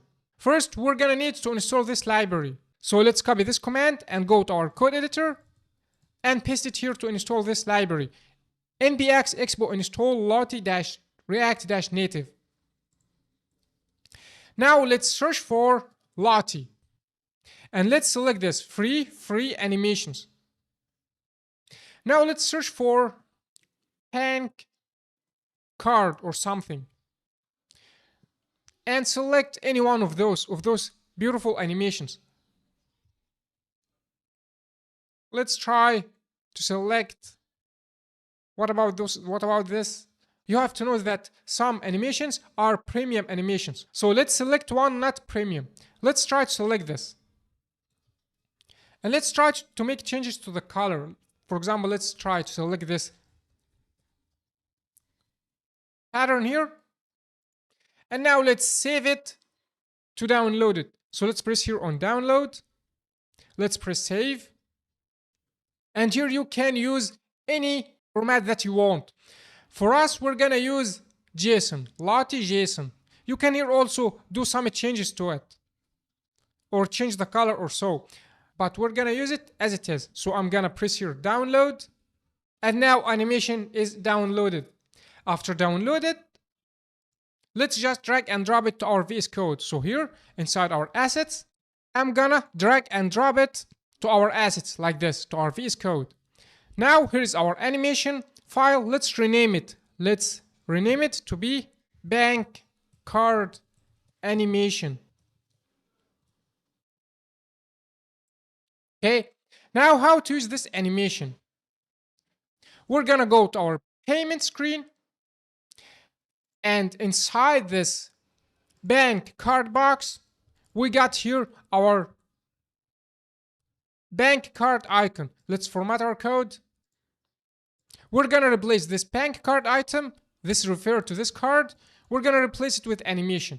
So let's comment this and let's run our metro. So npm start, press I to run it on iOS to see the changes.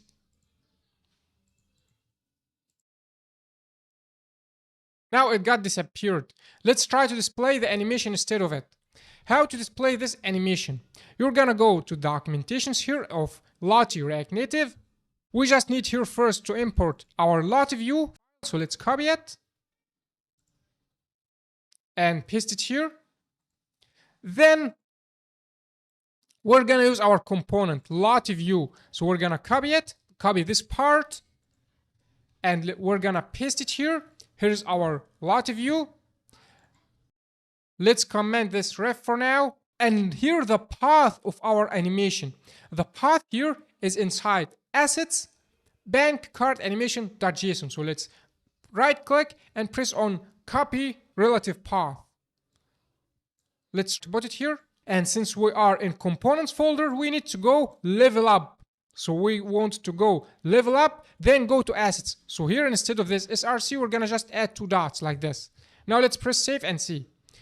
Now here's our animation. It looks good, isn't it? Let's just remove this background and let's make the height and width smaller than this. For example, 200 and 200. Let's make it, for example, 150 like this. And so now you can download any animation and use it. You can just use from this website, Lottie files. So you can use any animations and add it to your React Native app. Now let's remove our animation and return our design like Figma with this bank card icon like Figma here.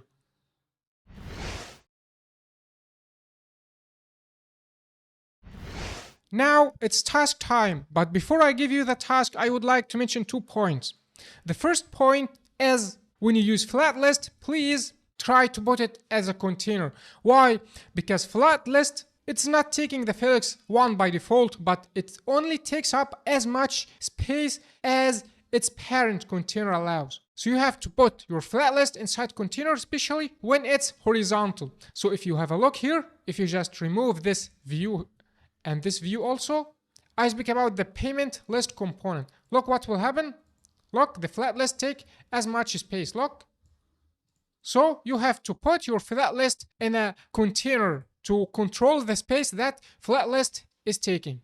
The second thing I would like to mention is what I have done here. I put the colors here in a duplicated way and not a good way. It's better to add a new folder and name it styles, and in this styles we put all the colors of it because it's a better approach. It's better than this way.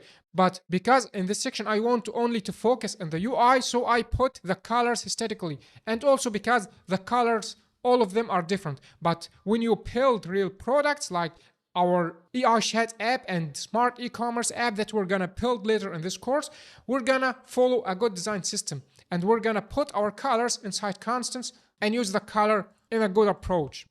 Now let me introduce you your task. What you're gonna do in this task, see this button?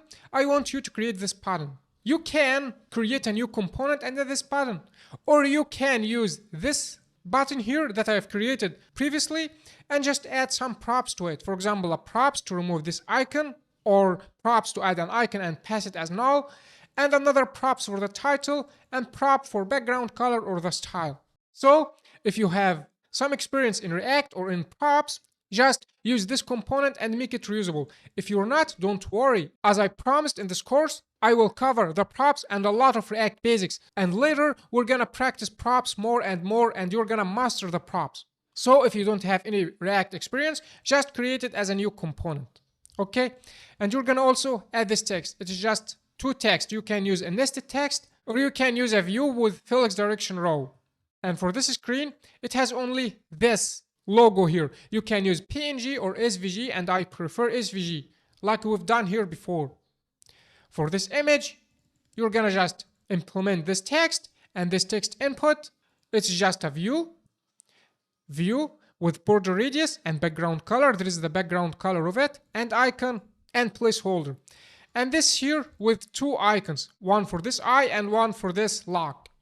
And text here, and this button we've created it already, like here, so it will gonna be easy to you to implement it. And this is here, those are just circles, and in this screen we've mastered the circles. We've created here and here and here and here. So and here also we've created a circle. So creating circles for you is not a hard thing, isn't it? And for this screen, it's just a background image. We've implemented the background image here, but you're gonna just give it the Felix of 1 to fill all the screen, and add this text and add this button. And finally, for this screen, you're gonna just add this circle here with icon, and circle with icon, and title icon, and this card. It's a view with this background color, and this list here, we've created a list like it already here, so it's a little bit similar. And this flat list with 2 rows, we've implemented here also already in meditation screen. So it's your task, build those 4 screens and this pattern component and this text component. I hope you to implement them because you'll never learn until you implement and write code. So get your hand dirty and start building those 4 screens.